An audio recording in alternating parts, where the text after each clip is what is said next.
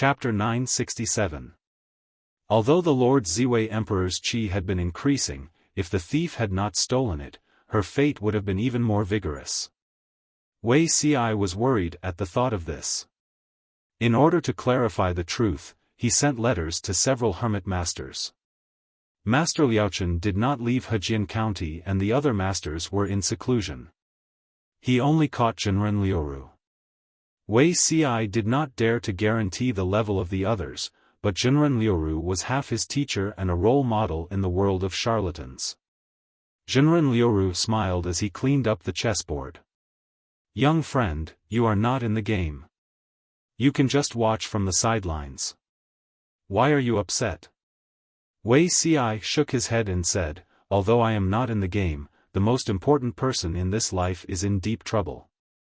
How could he stand aside and watch from the sidelines when the Lord was in deep trouble?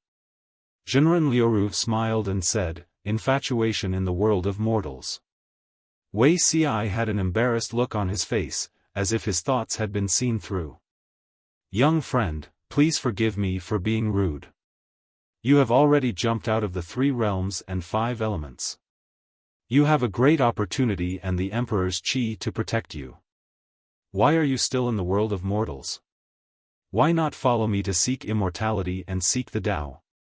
You are free and unfettered." Jinren Liuru tried to coax Wei Ci to become a monk with him. It was a waste of such a good seedling to fight and scheme against each other. Wei Ci sighed, "What's the use of being outside the world of mortals? But my heart is in the world of mortals and is tied to that person." Jinren Liuru was cruelly fed a mouthful of dog food. He said, "Since you have made up your mind, it is not good for me to break you up." Wei Ci wanted to explain but Jinren Liuru said, "I read your letter carefully and know something." Wei Ci bowed and asked, "Jinren, please enlighten me." Jinren Liuru shook his head regretfully. He said, "I only have one suggestion for this matter, let nature take its course and do not interfere." Wei Ci was puzzled, that evildoer stole the fate of the nation and the Emperor's qi of others. How much sin did he commit? Jinren, why, Dongqing suffered from frequent natural disasters and many people suffered because of it. It was all because the fate of the nation was stolen. Jinren Liuru said, "It is for the sake of the common people that you should let nature take its course." Wei Ci wanted to get to the bottom of it. He said, "Please enlighten me, Jinren Huanqing. Your master, Lu Shi, is the chosen child of heaven. If there are no accidents, she will be the ruler of the world, right?" Although it was a question, Immortal Liru said it in a declarative tone, "The evildoer who stole the country's fate and the Emperor's aura have a great fate and bond with your master. As for who he is, I can't tell because my cultivation is too shallow. I can only say that both of them will suffer." Wei Ci's eyes widened. How could this be? According to Reverend Liru's words, that demon couldn't be moved. Things will eventually sort themselves out, and the boat will naturally straighten itself out when it comes to the bridgehead. Young friend, you don't have to worry too much. This lord of yours has an extraordinary background. This tribulation is just a hurdle. It'll be fine once he gets over it." Enlightened Liru smiled as he comforted Wei Ci. "Since he's the ruler of the world, he has to go through hardships. Your master isn't an ordinary person. I'm afraid she already knows the identity and background of the demon and is secretly planning something." Wei Ci said dumbfoundedly, "I wish I could take his place." The unknown was the scariest. How could he not be worried when faced with these problems that didn't exist in his previous life? No matter how Wei Ci tried, Enlightened Liru refused to reveal more information. It was really annoying. After 2 days, Wei Ci prepared to leave. Enlightened Liru saw him off for a kilometer. Before leaving, he suddenly asked, "Young friend, do you know of Zhuangsheng's dream of a butterfly?" Wei Ci didn't understand. He said, "In the past, Zhuangzhou dreamed of a butterfly. It was vivid and lifelike, but he didn't know Zhou." Suddenly, he realized that it was Zhou. Didn't he know that Zhou's dream was butterfly and butterfly's dream was Zhou? Is this the story you're talking about? Enlightened Liru Ru sighed. Yes, Zhuangsheng dreamed of a butterfly dreamed of Zhuangsheng. Young friend, remember this. Wei Ci was stunned. What did this mean? What was Enlightened Liru hinting at? Without waiting for him to think carefully, Enlightened Liru Ru said, I observed the sky last night. The Emperor star shone and the north was auspicious. Young friend, you can rest assured. Wei Ci returned with a stomach full of doubts.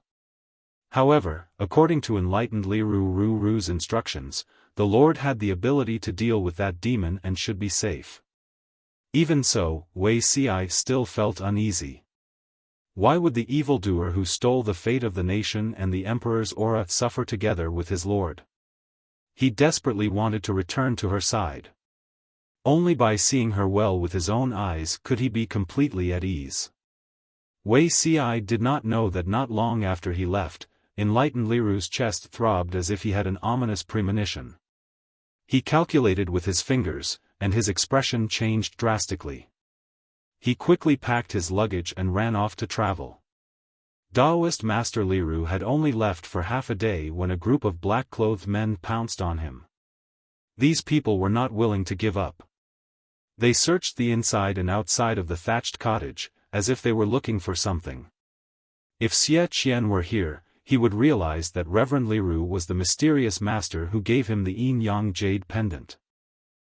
At the same time, after Wei Ci returned and heard that Sun Wen had successfully completed the mission, he temporarily put these questions to the back of his mind. The most important matter now was still the northern borderline. As for the rest, they could talk about it later. Greetings, my lord. As soon as he returned, he went to see Jiang Pengji. Zixiao, you're back from visiting a friend?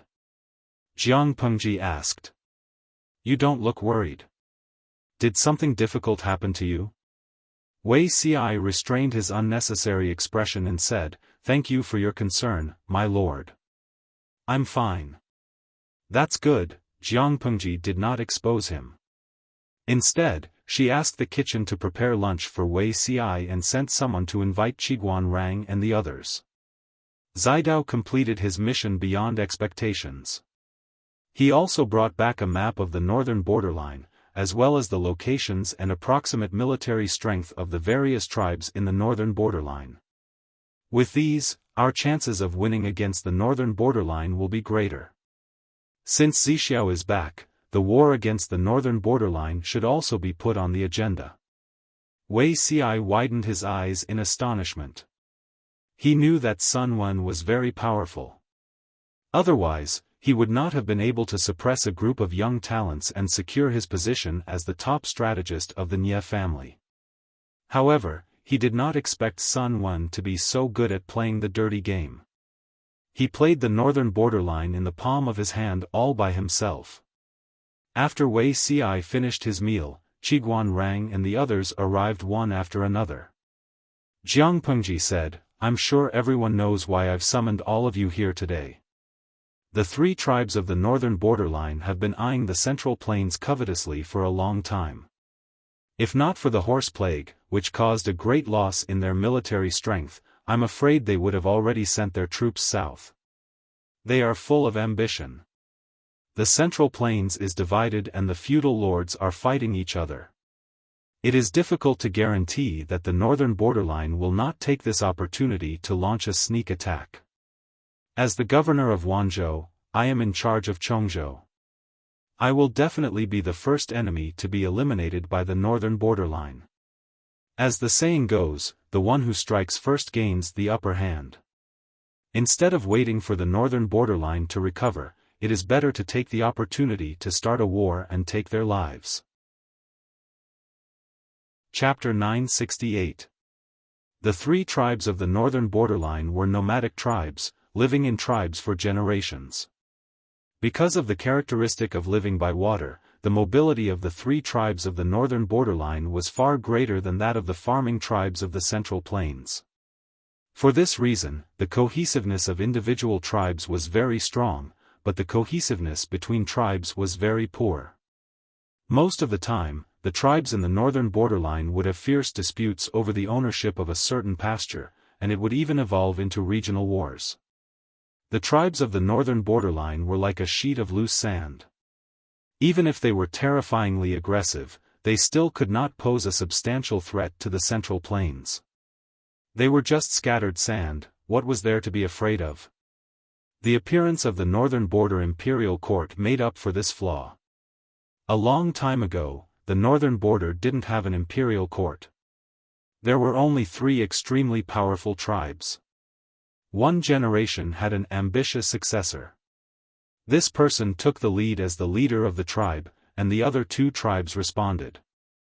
The 3 tribes joined forces to conquer the other tribes in the northern borderline. While fighting and plundering, they devoured their territory and population. After the unification, the imperial court was established in the northern borderline. The 3 major tribes agreed that the 3 tribes would take turns to be the king of the imperial court. This system was implemented very well at first, but the other 2 tribes were weakened because of the natural disaster, and their right to speak became smaller and smaller. In the end, the northern borderline royal family was the only one in power. The northern borderline royal family was thick-skinned, and simply changed the system of taking turns to be the banker to the next generation. The forces in the northern borderline were in turmoil, splitting and reuniting. Until today, the current king of the northern borderline, with the help of Wu Liba, had become the true leader of the resurgence. If not for the sudden arrival of the equine plague, perhaps the iron hooves of the northern borderline would have already trampled on the land of the Central Plains. Although the appearance of the imperial court had become the glue between the various tribes, the characteristics of the nomadic tribes hadn't changed. The people of the northern borderline were still used to living in tribes. Sun Quan saw through this, so he used a scheme to sow discord among the princes, causing unrest in the political situation of the northern borderline. Other than the 4th prince, who committed suicide to escape punishment, and the 2nd prince, who was about to be sacrificed to the flag, the other princes of the northern borderline were scattered all over the northern borderline. Their actions further tore apart the harmony within the northern borderline, making it difficult for the troops everywhere to integrate. The northern borderline was like a hemp rope. If they worked together and exerted their strength in one direction, the combat power they could unleash could change the color of the sun and moon. If this hemp rope was divided into a dozen strands, an ordinary strong man would be able to break it with a single tug. It was no longer a dream to break through the northern borderline's defense line one by one. Jiang Pengji praised Sun Quan mercilessly. Not only did she praise him verbally, but she also rewarded him generously. Firstly, Sun Quan had made great contributions. He was worthy of this honor. Secondly, Sun Quan showed off his abilities as soon as he arrived. If Jiang Pengji did not back him up, there might be people who would make fun of him. The greater the power, the more complicated the personnel, and the higher the probability of conflict. Jiang Pengji didn't expect them to love each other. She just wanted them to do their jobs well and not be a burden to each other. She had been plotting against the northern borderline since she was 12 years old. Now, she had a strong army and sufficient provisions. Everything was ready except for the arrival of spring. Although it was said to be a discussion, the few of them gathered together to analyze the actual combat power of the northern borderline and various ways to deal with various emergencies. Sun Quan successfully entered the A-list and was doing very well, but the northern borderline was in an uproar. This could be traced back to a period of time ago. The 9th prince was the big winner who had the last laugh, and he could be said to be proud of himself. The old king of the northern borderline suffered a stroke, and the powerful minister Haluncha supported him with all his might. The 9th prince naturally became the crown prince and held great power. The taste of power is intoxicating. The 9th prince enjoyed it for a few days, and finally remembered that he hadn't seen Sun Quan for a few days. He went to visit him personally, but Sun Wen's tent was empty. Before he left, Sun Wen deliberately set up a diversion and tried to delay as much time as possible. Where is he? The ninth prince was dumbfounded. Although he didn't have much contact with Sun Wen, he had already relied on him for his divine strategy. The northern borderline still needed his assistance. His subordinate reported that not only was he gone, but Sun Wen's tent had also been violently rummaged through. Everything valuable was gone. It seems like it was done by the horse bandits, the subordinate said awkwardly. The ninth prince's mouth twitched. He said, horse bandits? Why would there be horse bandits at the place where Mr. Sun lives in seclusion? The subordinate said, but where Mr. Sun lives, there are indeed horse bandits causing trouble. The northern borderline had a vast territory, and horse bandits ran amok. Not only were the borders of Chongzhou deeply disturbed, but the herdsmen in the northern borderline also deeply hated horse bandits. These horse bandits didn't dare to attack the big tribes. At most, they would wander around the borders of the tribes. Sun Wen's identity was special. To reduce his presence and prevent others from noticing him, he asked to stay at the borders of the tribes. There were few people there, and it was hidden, so it was not easy to be discovered. The ninth prince understood everything and gritted his teeth. Find him. Even if I have to dig 3 feet underground, I have to find him. If he's alive, I want to see him. If he's dead, I want to see his corpse. He was still counting on Sun Wen to help him stabilize the imperial court and balance the various powers. After a deeper understanding, the ninth prince realized that the salted fish Herentia could make a comeback because of Sun Wen's meticulous planning. In other words, if Sun Wen was gone, Herentia's value would be greatly reduced.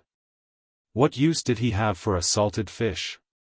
With Sun Wen's disappearance, the horse bandits in the northern borderline suffered. Dozens of horse bandits' nests were wiped out. However, no matter how many horse bandits' nests were wiped out, they couldn't find Sun Wen's whereabouts. At the same time, a few princes who had escaped to their fief rubbed their palms together, wanting to force the imperial court to hand over its power. This gave the ninth prince a headache. Have you found him? The ninth prince was also in a frenzy. The pressure from the imperial court and his brothers was almost crushing his spine. No, no. The subordinate who reported timidly said in a low voice. Trash, why aren't you going to find him? The ninth prince panted heavily. He lifted his hands and swept everything he could touch to the ground. As time passed, some people suspected that Sun Wen might not have been kidnapped by the horse bandits, but that he had run away. However, this reason was simply a joke in the eyes of the ninth prince. Sun Wen tried his best to help him rise to power, helping him get rid of one obstacle after another. He was about to succeed, so why would he run away? It didn't make sense at all. As time passed, no matter how unwilling the ninth prince was, he had to admit that something had happened to Sun Wen. Without Sun Wen's advice, how could the ninth prince deal with the sly old fox and his aggressive brothers in the court? The more forceful he was, the more it would rebound. At that moment, the northern borderline received a declaration of war against the northern borderline from Chongzhou. To a certain extent, it helped the ninth prince attract all the attention. This was the second declaration of war from Jiangpengji. Compared to the first warning, the wording this time was much harsher. It was a completely incompatible attitude. The ninth prince said this at the court meeting. The officials were in an uproar and everyone was anxious. Does anyone have a plan to deal with it? The ninth prince sat on the throne and looked around. The officials who met his gaze lowered their heads and closed their eyes, not daring to look him in the eye. Chapter 969. The ninth prince looked at the officials who were talking about him in court and felt very annoyed. If it was Mr. Sun Wen, he definitely wouldn't be vague or evasive. What was the use of keeping these useless people? Why don't we send someone to sue for peace? The northern borderline was very poor now and couldn't afford the funds needed for war. When the time came, wouldn't they have to take military funds from the various tribes? The group of nobles was also used to living a luxurious and peaceful life. They ate, drank, and played and didn't want to fight at all. If war broke out, it would hurt their interests. Who would be willing to fight? The ninth prince was so angry that he laughed. The war hadn't even started and the people below were already thinking about how to sue for peace. Were they still the people of the northern borderline? Sue for peace? Why don't you send someone to wag his tail at Lu Shi and beg for mercy? The ninth prince's temper flared up and he directly scolded that person. Before the horse plague in the northern borderline, they were still sharpening their swords and preparing to send troops to the central plains. It had only been a few years and a group of officials wanted to negotiate for peace without even fighting a war. The official was scolded by the ninth prince and his old face turned green and black. Although he didn't flare up in court, he remembered it and directly hated the ninth prince. Acting king, in my opinion, this war can't be avoided. If we talk about peace now, it will undoubtedly help the others and diminish our own prestige. An old northern borderline official stepped out and said, "The most important thing now is to reorganize the troops and prepare to face the enemy." This old official said a bunch of nonsense, but it was better than talking about peace. The ninth prince also wanted to take this opportunity to take back the military power of the various tribes. The official's words were exactly what he wanted. That makes sense. The ninth prince said, "There is a strong enemy outside. The entire northern borderline should work together to fight against the enemy." A few of his brothers ran to the fief and gathered troops. It was obvious that they wanted to pull the acting king down from his throne. How could the ninth prince let them do as they wished? He might as well take back the military power in their hands while they were at war. Without the military power, no matter how capable his brothers were, they wouldn't be able to cause much trouble. The ninth prince's abacus was very loud. He knew that the northern borderline royal court was short of finances, but a lack of money was one thing and a war was another. The cavalry's strength was greatly reduced, but the infantry strength was still there. The three tribes of the northern borderline could fight on and off horses. The warriors fought fiercely, tyrannical and fearless. From the ninth prince's point of view, Jiang Pengji's decision to attack the northern borderline was akin to shooting herself in the foot. The northern borderline was not even afraid of Dongqing, so why would they be afraid of a small feudal vassal of Dongqing? Hitting a rock with an egg was extremely foolish. The ninth prince's plan was brilliant, but little did he know that the actual execution of this plan was fraught with difficulties. He knew that he could use this opportunity to take back his military power, but how could his brother not know what he was planning? Don't think that he's the only smart person in the world. Once he gave up his military power, he would be like a tiger without its teeth and claws. In the future, his life and death would be up to the hunter's whims. Handing over the military power would mean death, but not handing over the military power would make the ninth prince afraid. Only a fool would obey orders. After weighing the pros and cons, these princes of the northern borderline all chose to pretend to be deaf and dumb. As the acting king, the ninth prince's first order was met with all kinds of prevarications, with little effect. He was so angry that his chest hurt. "Bastard! I am the king of the northern kingdom, how dare they disobey my order?" The ninth prince gritted his teeth in anger. If he had known this would happen, he would have asked Sun Wan to kill them. Thinking of Sun Wan, the ninth prince's heart ached even more. The ninth prince heaved a long sigh and muttered, "If Zidao was still here, why would I need to suffer their wrath?" Sun Wan was already deified in the ninth prince's heart, becoming a cinnabar mole that could not be erased. On the second day of the second month, the dragon raised its head. This year was destined to be an extraordinary one. Jiang Pengji, who had been dormant for years, finally revealed her fangs. Seeing that the spring plowing season was approaching, the mobilization of troops at the border of the northern borderline and Chongzhou became more frequent. Occasionally, small-scale conflicts would break out. The atmosphere of war became more intense, as if a storm was brewing. In the same year, the Meng family of Zhangzhou and Huang Song officially broke off. The conflict between the Su and Pei brothers reached its climax. Zhangzhou's Yang Tao completely gained a foothold. The land of Dongqing was swallowed alive by a giant beast named War.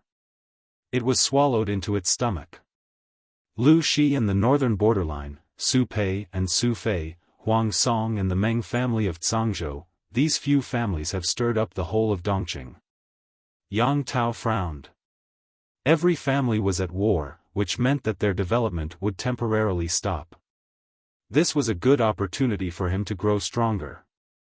If he waited for them to decide the winner, Yang Tao would only have Zhangzhou. He might be targeted by a few families. Only by strengthening himself could he survive in this chaotic world. But, where else in Dongqing could he fight? Yang Tao scratched his head, troubled. Yan Lin said, "The world is big, Dongqing is not the only country." Yang Tao was dumbfounded. Huh? Yan Lin smiled faintly. Do you want to compete with Lu Shi and the others? Yang Tao said bluntly, when the gods fight, what's the use of mortals? Even if we want to compete, now is not the time. His foundation was not as stable as Jiangpengji and the others. If he snatched food from their mouths, it would be a strenuous and unrewarding task. Yan Lin looked down and said coldly, the fake emperor escaped into Nansheng with his defeated army. This is a good excuse for us to attack. Dongqing's territory had already been occupied by a few gods, but other countries had not, especially Nansheng. The fake emperor, Prince Changshu, had escaped to Nansheng. Yang Tao could use this excuse to attack Nansheng's territory. Yan Lin said, the feudal lords of Dongqing have more or less established themselves. It's hard to shake them now. Why don't you find another way out, my lord? From my point of view, Nansheng is a good choice. After the four factions of Nanman attacked Nansheng, the feudal lords of Nansheng rose in revolt. Unfortunately, the four factions of Nanman were strong and powerful. Both sides suffered heavy casualties. Nansheng didn't have a chance to rest and recuperate. Why don't you take this opportunity to enter Nansheng and focus on developing? When your power grows and you have enough power, it won't be too late to turn around and counterattack. What do you think, my lord? The cake of Dongqing was almost divided up. If Yang Tao wanted to get involved, he would have to fight with the feudal lords. It was too difficult. Instead of that, he might as well settle for another cake. If it was during peaceful times, how could he just casually send troops into another country's territory? He dared to try. Things were different now. Nansheng had been destroyed. All kinds of fake governments were growing crazily like chives. No one was legitimate. No one would say anything if Yang Tao wanted to interfere. Yang Tao had a good reason to do so. The fake emperor, Prince Changshu, was his enemy. Couldn't he go after his enemy across borders? Alright, then I'll listen to Xiaoyang. Yang Tao could fight, but he couldn't use his brain. Anyway, he had Yan Lin, his external brain. It was not his turn to think about such things. After more than a month, the spring plowing was coming to an end. Jiangpengji had completed the final mobilization of the troops. Is the second prince of the northern borderline still alive? Jiangpengji turned her head and asked. Qiguan Rang waved his feather fan lightly. He's still alive. Why did you suddenly mention him? Chapter 970. Seeing the second prince of the northern borderline again after a few months, the audience in the streaming room couldn't recognize what this thing was. Meow's wish, streamer, I haven't eaten yet. What is this thing? Love's death soul, is he abusing a captive?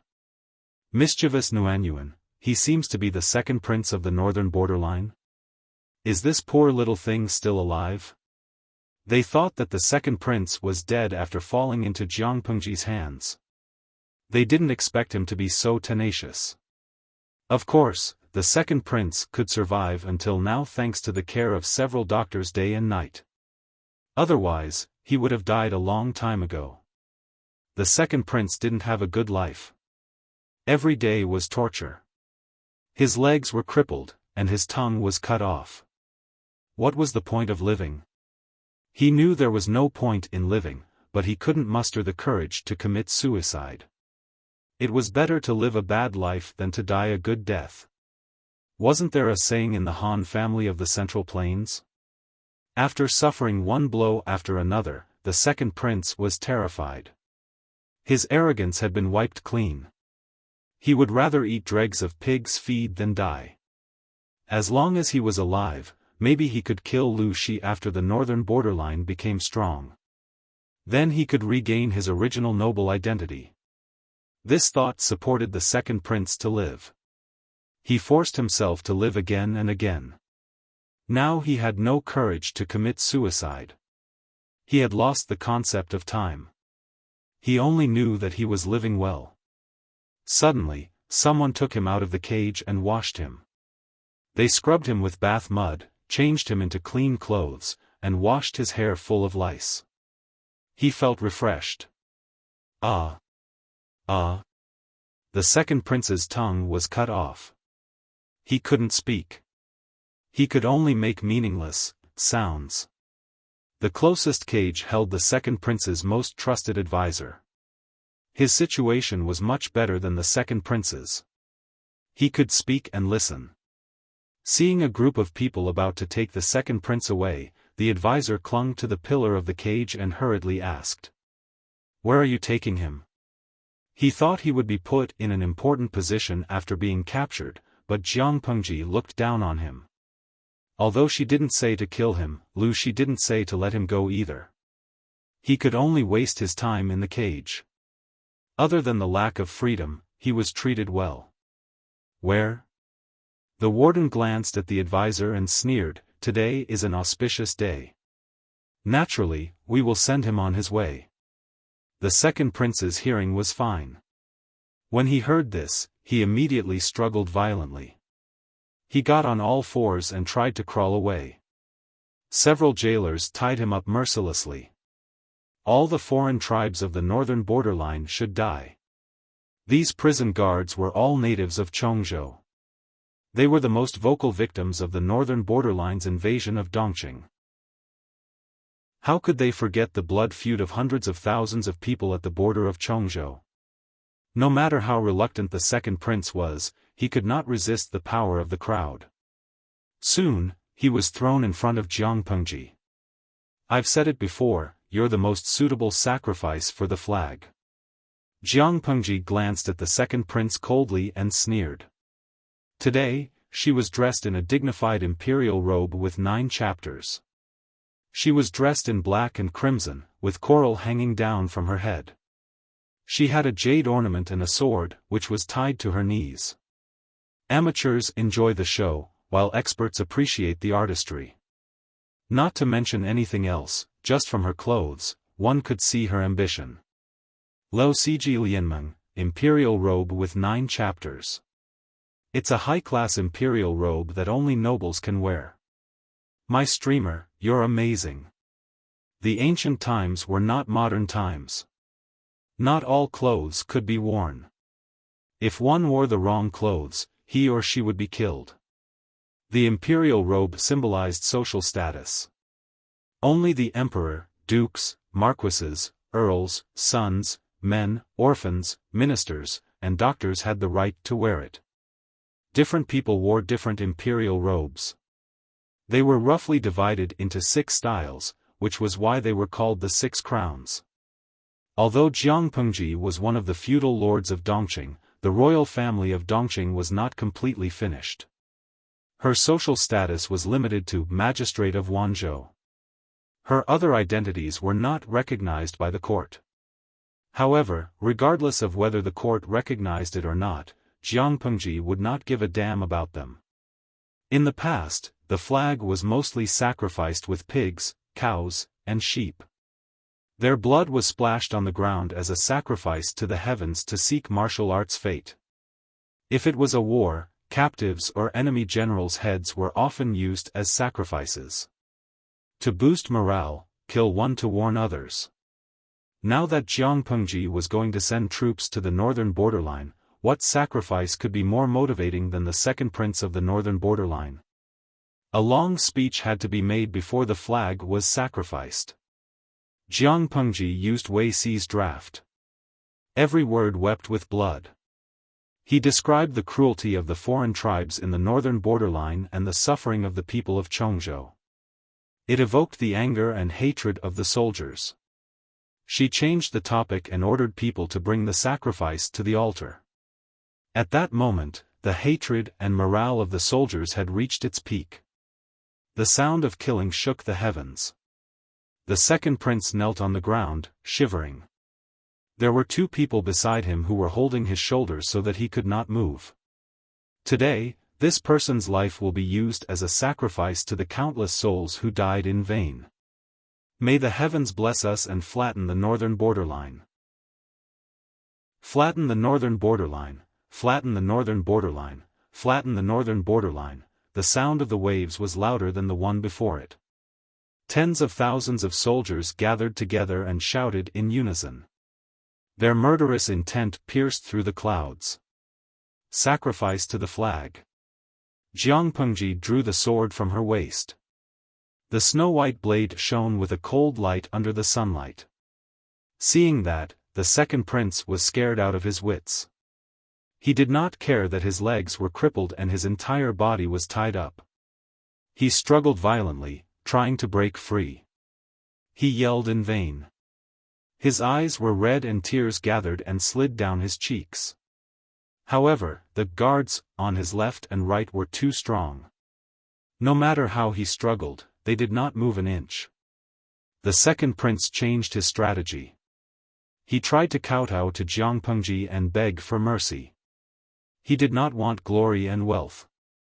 He did not want the identity of the second prince of the northern borderline. He only wanted to live on. As long as he could live, he would not pursue the matter of Jiang Pengji sending people to cut off his tongue and break his legs. However, Jiang Pengji had a heart of stone. There was not a trace of compassion or benevolence in her eyes. Her right hand that was holding the sword was steady. You are the first to repay the debt of the northern borderline. After saying that, she raised her hand and waved the sword in front of the desperate eyes of the second prince. A head with its eyes wide open rolled off his neck. A strong gush of blood spurted out from the wound. It stained Jiang Pengji's royal robe and the battle flag nearby. The second prince's head rolled twice. When it stopped, his cheek was facing Jiang Pengji. His eyes were wide open. Flatten the northern borderline, flatten the northern borderline, flatten the northern borderline. The second prince's body collapsed. His head was placed on a plate and raised high. The soldiers below him roared louder and louder. Jiang Pengji raised her sword high. Her voice was not soft, but it was exceptionally firm. Flatten the northern borderline. Emotions were contagious. In such an atmosphere, even a calm and composed person would become excited and high-spirited. After the sacrifice to the flag, it was time to go on stage and select the generals. Sun Wan, who was below, sighed with emotion. I always feel that I've followed an extraordinary lord. Wei Si, who was beside him, heard it. The corners of his lips curled into a warm smile. Yes. Chapter 971. If the Central Plains were the battlefield, Jiang Pengji could defend the city walls and avoid facing the cavalry head-on. She could use other methods to attack the north borderline. But now, the northern border was the main battlefield. With such a wide terrain, it was a paradise for cavalry to come and go as they pleased. If the northern borderline wanted to do this, there was a very important premise: they have so many cavalrymen. Ever since the horse plague a few years ago, the northern borderline's cavalry had suffered a great blow and were unable to recover.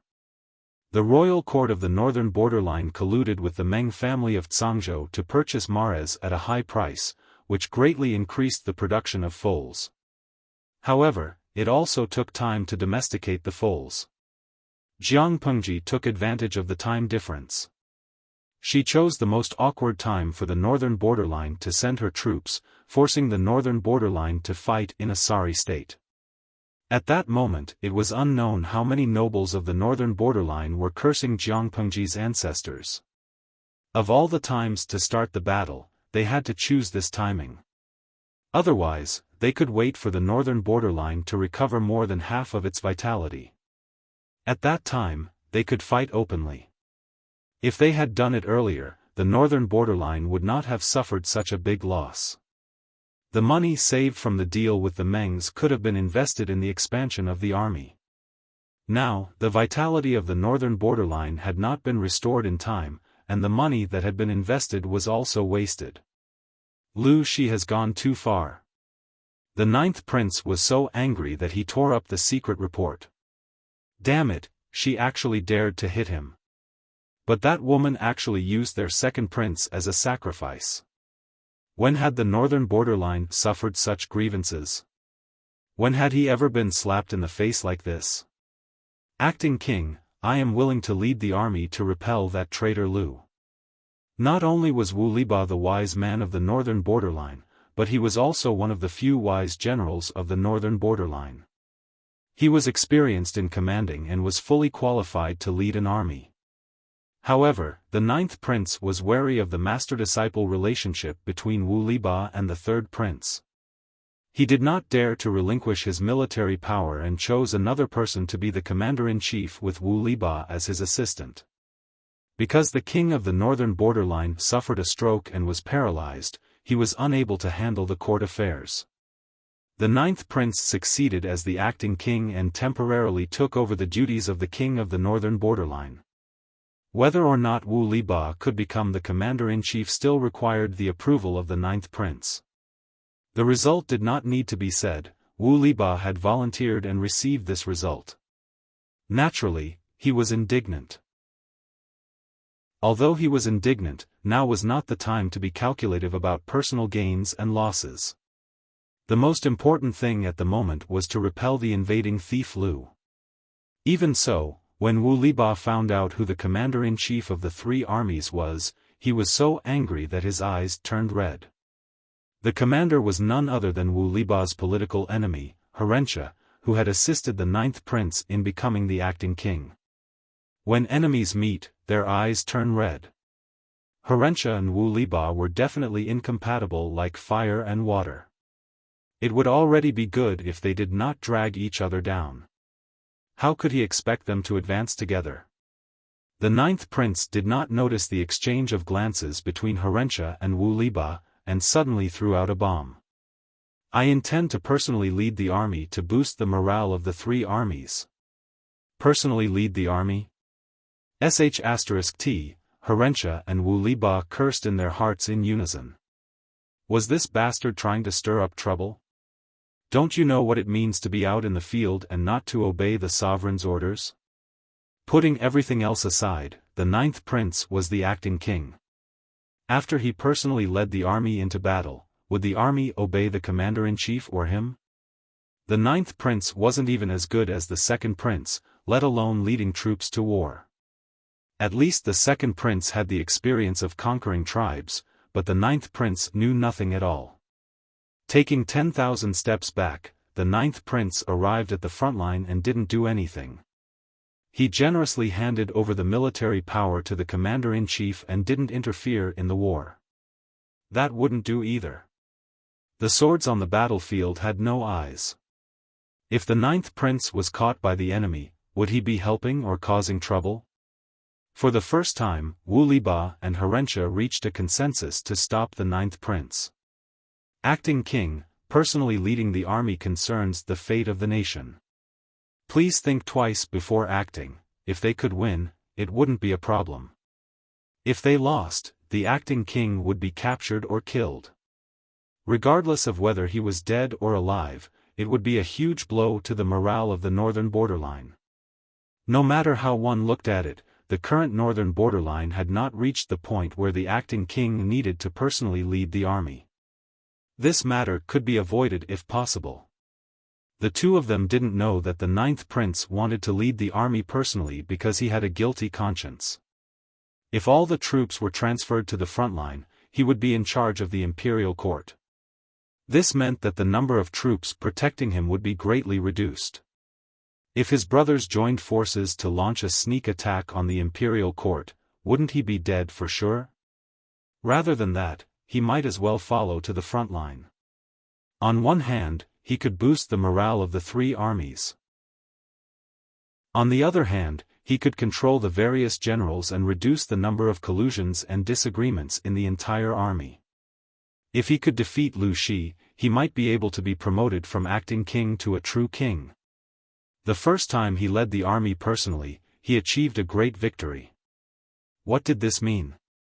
It meant that he was the king of the northern borderline chosen by the great god of the grasslands, the Lord of Destiny.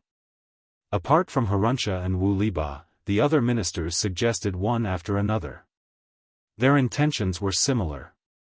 Stay in the imperial court and don't run around. Leave the war to the adults. You'd better dig in the mud obediently. The 9th prince was furious when he heard this. He insisted on leading the army personally. No one could persuade him otherwise. The arm could not twist the thigh. The 9th prince insisted on leading the army personally. Wu Liba and Harunsha could only agree with a gloomy face. Anyway, the king had more than one son. Without the 9th prince, there was still a string of princes waiting to take the throne. The northern borderline was vast. Most of it was flat grasslands, gobi, glaciers, swamps, and deserts. It seemed quiet, but it was actually full of danger. After leaving the checkpoint at the border of the northern borderline and Dongqing, the further north they went, the flatter the terrain and the wider the field of vision. Although Sun Wen had not stayed in the northern borderline for a long time, he had done his homework. It was as if he had lived in the northern borderline for decades. Jiang Pengji listened to his suggestions carefully. She considered whether to adopt or improve them.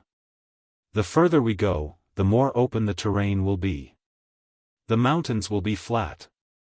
This place is very suitable for the cavalry to assemble and charge. According to the news from the scouts, they have already set up camp by the Yi River. This place is rich in water and the terrain is open. It's not easy to launch a sneak attack. Jiang Pengji led the vanguard battalion and the cavalry to their destination. The rest of the troops and logistics would need another day to arrive. Yi River? Jiang Pengji stared at the river on the map in a daze. The northern borderline has set up camp by the water? Sun Wen was puzzled. He said, according to the scouts, that is indeed the case. Setting up a camp was also very particular. The choice of the location of the camp and the distribution of the camp was a skill. Not only did they have to consider the size and position of each camp to achieve the purpose of resisting the enemy's sneak attack, but they also had to consider how to quickly transmit information and ensure that the news on the battlefield was transmitted quickly. Apart from that, there had to be a clean water source near the camp. Jiang Pengji frowned. She asked Sun Wen, Zidao, do you know the length and width of the Yi River and its source? Sun Wen was a smart man. Jiang Pengji didn't have to ask too clearly for him to guess part of it. Feng Zhen, who was beside her, had a lot of ideas. He also figured it out. My lord, do you mean to cut off their water source? I'm afraid that won't work.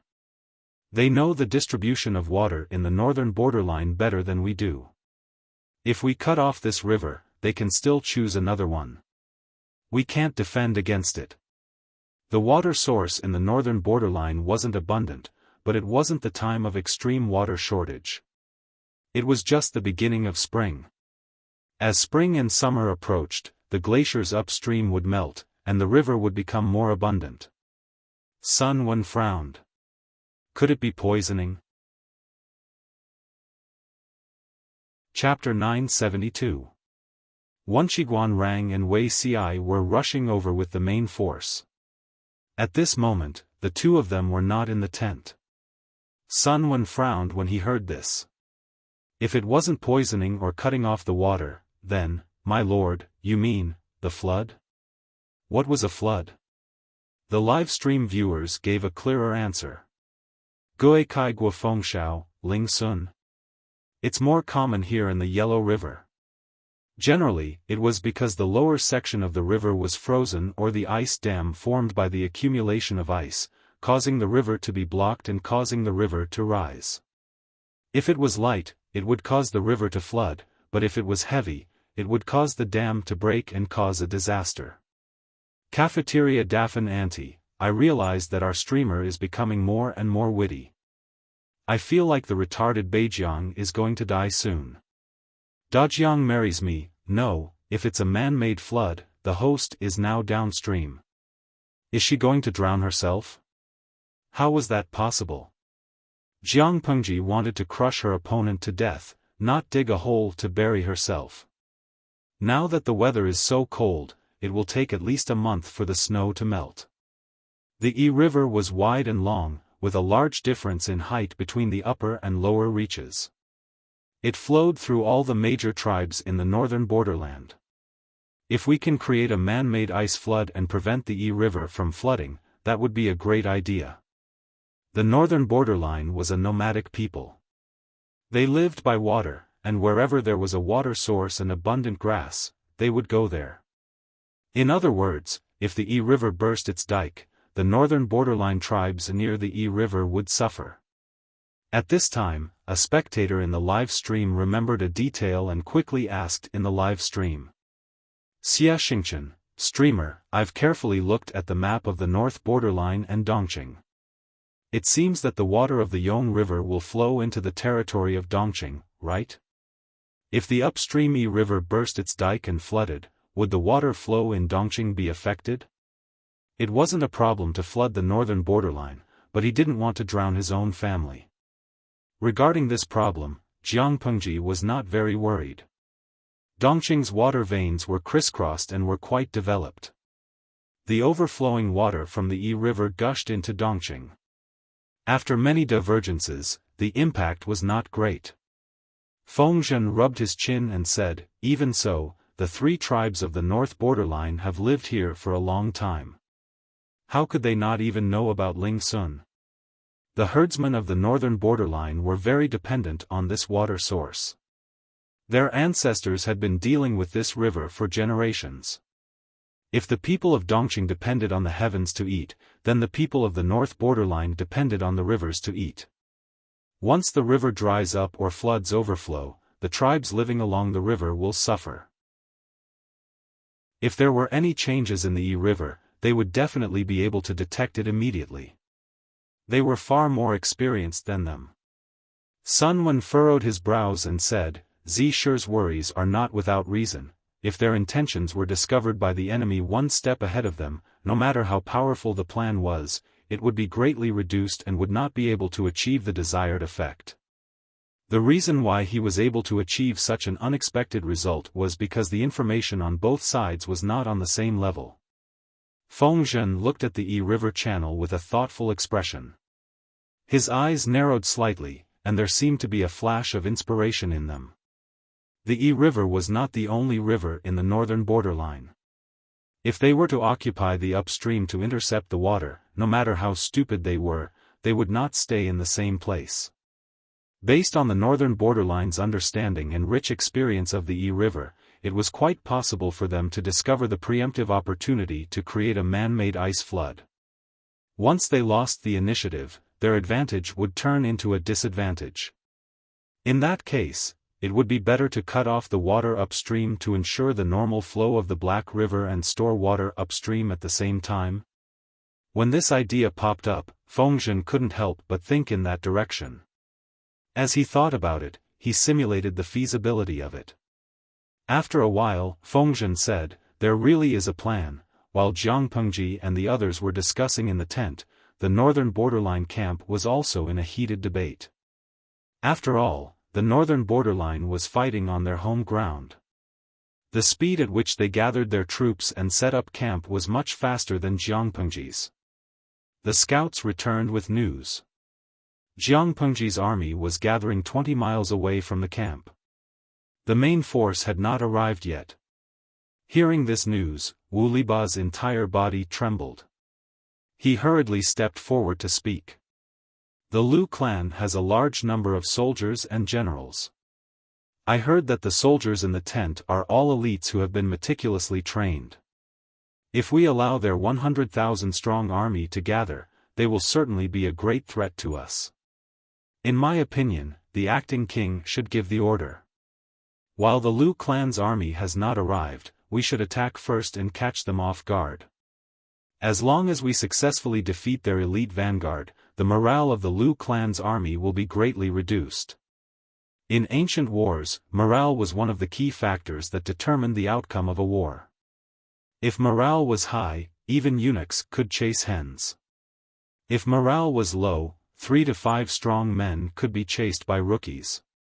As long as they defeated Jiang Pengji's elite vanguard and severely damaged her morale, would the warriors of the northern borderline be afraid of her 100,000 elites? I forgot to mention that during a war, the armies of both sides like to report their numbers. An army of 1,000,000 might only have a little more than 500,000, rounded up to 1,000,000. The northern borderline claimed to have 500,000 men, but in reality, there were only 180,000 of them. Among them, 80,000 of the militia were conscripted at the last minute. The Lu clan had raised the flag of 150,000 men. Judging by one's own strength, perhaps there were only 50,000 or 60,000? Wu Liba's suggestion was more sensible. Although the combat power of the northern borderline's cavalry was less than 30% of its peak, they were not afraid of sneak attacks. Unfortunately, Wu Liba had a political enemy, the commander-in-chief. Huruncha would not agree to his suggestion. Huruncha suggested that the acting king defend and not fight. They should wait for the Lu clan's troops to weaken and their morale to drop before waiting for an opportunity to counterattack. After all, the acting king was personally leading the army. If they attacked rashly and the king's safety was threatened, who would bear the responsibility? How could they switch from defense to offense? Wu Liba's face was ashen. He cursed Huruncha in his heart. Defend my ass. Lu Shi's vanguard only had about 20,000 to 30,000 men. How could they be afraid with such a small number of people? Go home and find your mother to drink milk. Wu Liba was so angry that he wanted to flip the table. However, he did not have the final say in the camp, much less Huruncha. It was the acting king who had the final say. Because the 9th prince was afraid of death, he wanted to lead the army personally to prevent his brothers from ambushing him while the imperial court was empty. However, he was still afraid of death when he reached the army camp. He was afraid that the general in charge of the military would lead the troops to rebel against him. In order to restrict everyone's military power, he directly gave a stupid order: any military advance or retreat must be reported to the higher-ups, and must not act arbitrarily. What did this mean? In layman's terms, it was, all matters of war, no matter how big or small, had to be told to him and let him make the decision. You guys can't make the decision yourselves. F***CK. F***CK. Hearing this order, Huruncha and Wu Liba felt their balls ache. Did they not know what fleeting opportunities meant? Everything had to be done with the acting king's approval. Lu Shi had already led his troops to attack the Yellow Dragon and stabbed the imperial court. The acting king did not care what they thought. The world was big, but his own safety was the most important. What Huruncha said made sense. He was conservative and steady, but Wu Liba's suggestion was also very tempting. The acting king had just taken office and his prestige was not stable. He urgently needed a victory to establish his prestige, no matter how big or small. This matter, let me think about it. I will give you an answer in 2 hours at the earliest. Wu Liba, 2 hours. Hurry my ass. Chapter 973. The Yi River was one of the top rivers in the northern borderland. The width of the Yi River near the camp of the northern frontier was more than 5 miles, which was about 2,500 meters. Jiang Pengji's army was stationed on the east bank of Yi River, while the army of the northern borderline was stationed on the west bank. The two armies faced each other across the river. Wu Liba suggested that the acting king take advantage of the time when Jiang Pengji's vanguard battalion had just arrived and had yet to converge with the main army to forcefully cross the river and launch a sneak attack. Herentia, however, made a completely opposite suggestion. He hoped to hold their ground and not fight, waiting for the enemy's morale to weaken before fighting again. The former made sense and poked the acting king's itch, but the latter was more reliable. The acting king hesitated for a moment. There's no point in scheming with him. Wu Liba left the commander's tent. He was so angry that his eyes turned black and he almost vomited blood. Why were the sons of the ambitious king of the northern borderline so afraid of death? Herenz's back foot came out. He laughed coldly. Congratulations in advance, General Wu Liba. I'm afraid that the king will accept your suggestion. Wu Liba secretly clenched his fists, resisting the urge to punch Herentia's face. This old fellow's words were too sarcastic. Traitor Lu is no ordinary person. He has countless advisors around him. If I miss this opportunity. 2 hours later, the acting king will agree to switch from defense to offense. I'm afraid that Traitor Lu has already prepared a countermeasure. The battlefield was ever-changing. If he missed this opportunity, he might lose. Jiang Pengji led the vanguard battalion to the east bank of the Yi River. There were only slightly more than 30,000 troops, so they could be completely annihilated. The 30,000-strong vanguard army had experienced a long journey and had exhausted a lot of their physical strength. This was the moment when their combat power was at its weakest. If they had accepted his suggestion earlier, they might have been able to cross the river and launch a sneak attack under the cover of the morning mist. Now? Wait another 2 hours? Even if the acting king agreed, it would still take 2 hours for the troops to cross the river. If the efficiency was lower, it might even take 4 hours. By that time, the mist on the surface of the river would have dispersed. Would they be able to cross the river and launch a sneak attack? This was like sending a moving human target to the enemy. They could sit down and have a picnic, eat breakfast, and take a nap. While they were at it, they could get into formation to face the enemy. Sneak attack? Wu Liba resisted the urge to vomit blood. *CK, I really can't carry these stupid teammates. Even if he was fully equipped, he would not be able to carry it. When he said 2 hours, he meant 2 hours, not a second more or less. The acting king's choice dilemma flared up. After wasting 2 hours, he finally made up his mind to follow Wu Liba's suggestion and cross the river to launch a sneak attack. With regards to this, Wu Liba could only chuckle in response. On the surface he chuckled, but on the inside he was cursing. If Wu Liba's opponent was not Jiang Pengji but someone else, he might still be able to make it. Unfortunately, Wu Liba's opponent was Jiang Pengji. The strategists under Jiang Pengji were all shrewd. Looking around, he realized that he was surrounded by useless teammates. Looking at his opponents, they were all gods. We've already missed the golden opportunity. Let's wait for nightfall. Wu Liba swallowed the thick phlegm that was rolling down his throat. He had no choice but to restrain himself. Otherwise, he was afraid that he would grab the acting king's shoulder and spit this thick phlegm on the other party's face. The mist on the surface of the river has already dispersed. Sneak attacks won't be of much use. On the east bank of the Yi River, in the Liu family's camp, Jiang Pengji and a few strategists spread out cloth on the banks of the Yishui River for a picnic. Feng Zhen was still happily drinking wine. Zai Dao has foresight.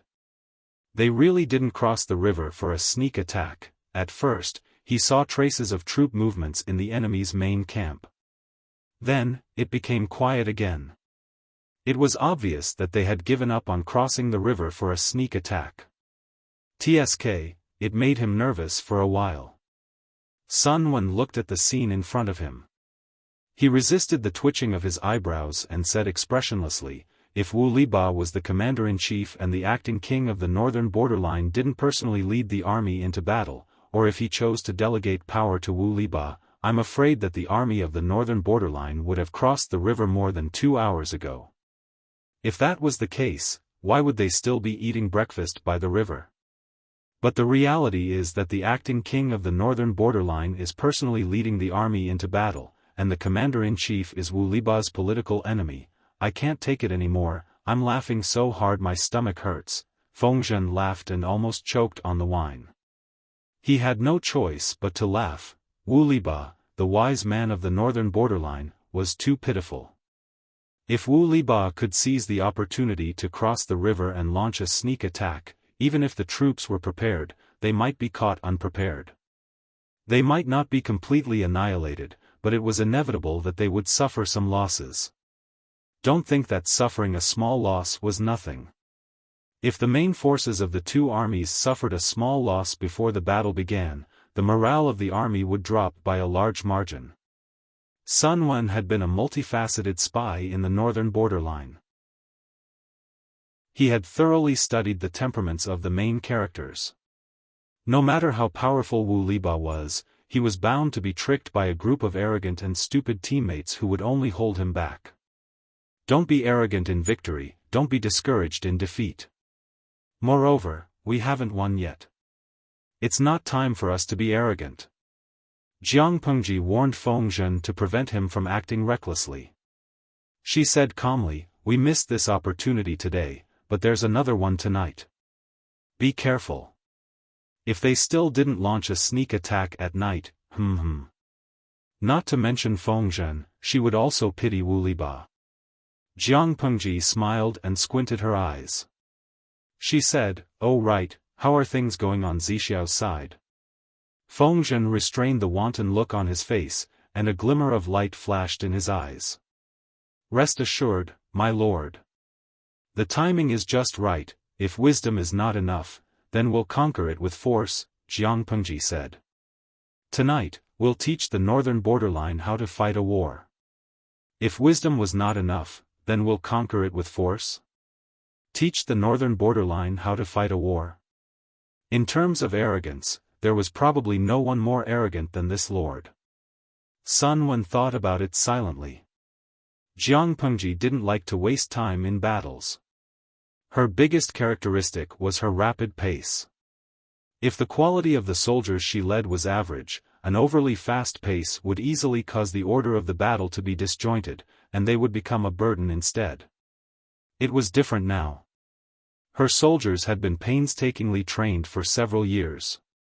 Apart from training every day, they were the elites of the elites. In the words of the audience in the streaming room, even in the Hua Nation's army, their average standard was above average. To Jiang Pengji, they were still a group of rookies, but to this era, they were mighty troops that would shock the world. They had kept a low profile, bided their time, and trained their horses and soldiers for several years, just waiting for today's battle. Jiang Pengji led 30,000 vanguards to the battlefield. According to her usual thinking, the rest of the main force should only arrive in 3 or 4 days. Most of the vanguard battalion was cavalry. They were fast and mobile. Most of the main force was infantry and logistics, so their speed was naturally slow. Little did they know that Jiang Pengji wasn't someone who played her cards according to logic. At this moment, the surface of Yishui Lake was dark. A thin fog gradually rose, and both sides of the lake were shrouded in the dark night. It was the time when people were sound asleep and their alertness was at its lowest. Jiang Pengji sat in the main tent with her eyes closed. She seemed to be taking a nap. The audience in the streaming room was bored and sent bullet screens, imagining the future. Changxing Luoyue, if the streamer becomes the empress who unifies the world in the end, will today's battle be recorded in the history books? Kakara, it definitely will. This is Yishui in the northern borderline. Maybe it will be the famous Battle of Yishui? Xiaoshu Wushuang, Battle of Yishui? No, isn't this name too perfunctory? The audience chatted on and off. The voice of Li Yun, the captain of the vanguard battalion, sounded from outside the tent. Chapter 974. 1. Jiang Pengji, who was resting with her eyes closed, suddenly opened her eyes when she heard the commotion. Her dark eyes flashed with a cold light. As she got up, she picked up the long sword on her knees with her right hand and carried it on her shoulder. Han Mei, let's go. She opened the tent flap and saw a young general in armor standing to the side. His mature face had lost its childish look and was full of masculinity. Jiang Pengji was also wearing armor and looked like she was going to the battlefield to kill the enemy. The strategists beside her had already given up on treating her. No matter how they persuaded her, their lord was not willing to be a quiet princess in the main tent of the Central Army. The way she carried a horse-slaying sword and fought bravely against the enemy made even the chief commander, Fu Wang, fearful. They were also in despair. Others hoped that their lord could do more, but they only hoped that their lord could be more vigilant. The Yi River has been foggy for 15 minutes. Even if we light a fire, we won't be able to see clearly from 300 steps away. Li Yun saw Jiang Pengji walk out of the main tent and hurriedly followed. He said as he walked, the two strategists feel that the time is ripe. In less than an hour, the enemy will surely disembark. Only 3 days had passed since the first day of the lunar calendar. There was only a small crescent moon in the sky. The moonlight was dim and gloomy. Because of the weather, dark clouds covered the sky. The few rays of moonlight were also obscured. The visibility on the ground was very low. In Wu Liba's view, God was also helping him. The opportunity did not come again. He could not let go of such a great opportunity. Don't be careless. Wu Liba is a rare wise general in the northern borderline. He is very experienced. Whether it is you or the gentleman, the path you have taken has been too smooth compared to others. Precisely because of this, you should always be vigilant. Jiang Pengji trusted her strategists, but she would not blindly trust them. Compared to Wu Liba, who had rich experience in war, whether it was the late bloomer Sun Wen or the crafty Feng Zhen, they were no match for Wu Liba in terms of experience. Wu Liba had suffered at Jiang Pengji's hands before.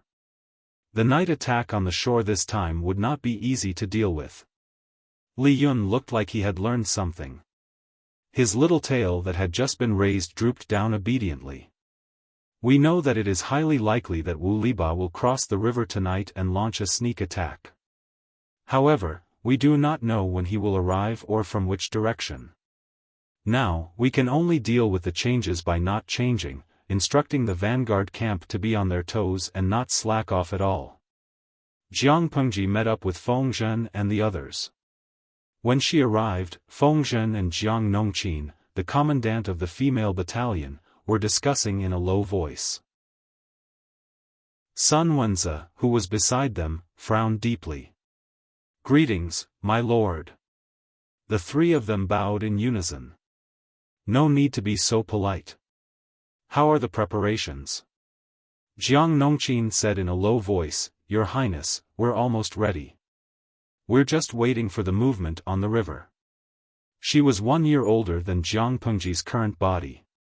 As half of Jiang Pengji's disciple and the first female general under Jiang Pengji's command, the pressure on her was far greater than anyone could imagine. In the few years that Jiang Pengji had been conserving her energy, Jiang Nongqin had also been working hard to enrich herself. She studied military books and practiced diligently. In the past 2 years, she had also developed from a simple general to a scholar and a martial artist. As a woman, her reputation in the military camp was second only to Fu Wang and Meng Hun. She was on par with Li Yun and slightly better than Dian Yen. Jiang Nongqin's contributions could not go unnoticed for the female battalion to be able to develop a scale of 20,000 combat elites and 4,000 medical soldiers. Jiang Pengji looked at the pitch-black surface of the river with a grave expression. Although they had made sufficient preparations, the vanguard battalion only had 30,000 troops. Even if they were all elites, they could not withstand the large number of enemies. "I'm afraid it will be a tough battle tonight.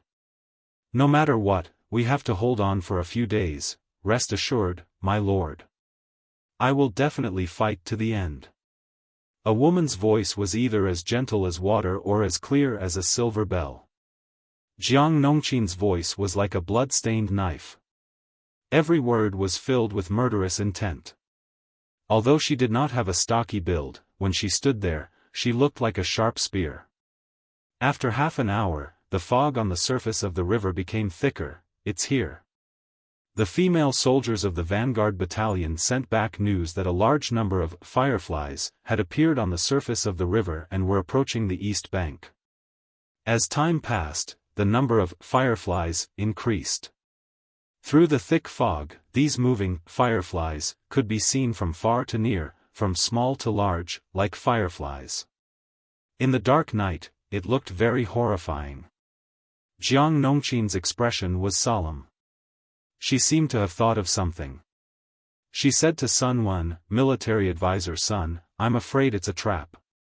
Sun Wen smiled and said, "Captain Jiang, you're right. It's indeed a trap. It was obviously a sneak attack. Why did he light a torch in the thin fog? Was he trying to deceive himself?" Wu Liba was an old general with rich combat experience. He was best at seizing the opportunity. His arrangements were even more meticulous and experienced. How could such a person overlook such a huge flaw? Although the fog on the surface of the river is thick, since it's a sneak attack, why did he light a torch? Was he afraid that others would not notice him? I think that Wu Liba did this on purpose. He wanted us to focus our attention on this area. He thought that he would land here and launch a sneak attack. This is the first reason. Sun Wen wore a smile on his face. Even though the fireflies on the surface of the river were approaching the shore, he remained motionless.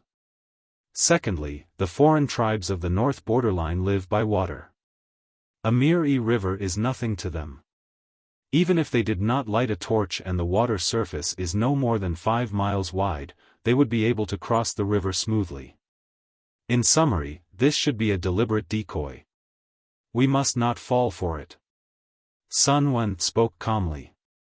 What he wanted to say was exactly what Jiang Nongqin was thinking. Who would shout before a sneak attack, "Don't hide, I'm coming to attack you"? Even so, ordinary people are still easily fooled. The atmosphere of war could make people tense up and often cause them to overlook certain details. Jiang Nongqin sighed and said, "Unfortunately, the river is cold now.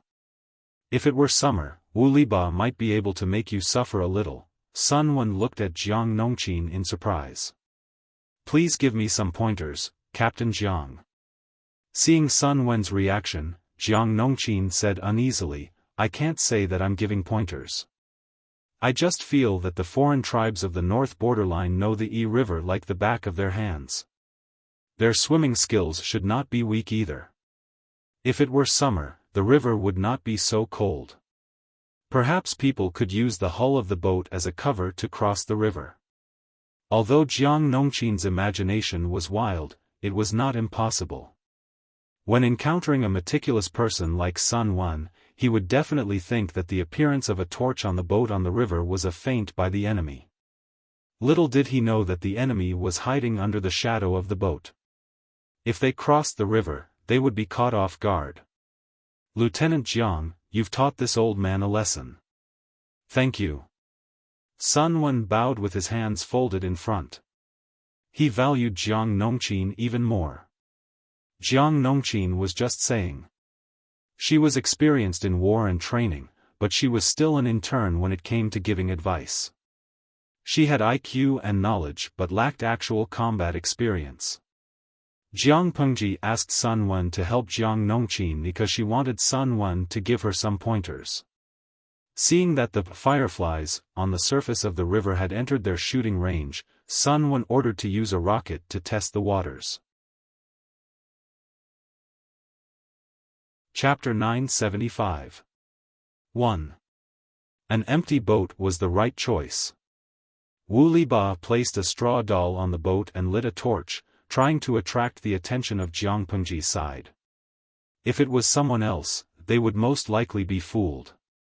Even if they did not shoot arrows wildly, they would gather a group of troops and wait by the river bank. As long as Jiang Pengji's main force was deployed there, Wu Liba's goal of creating a diversion would be achieved.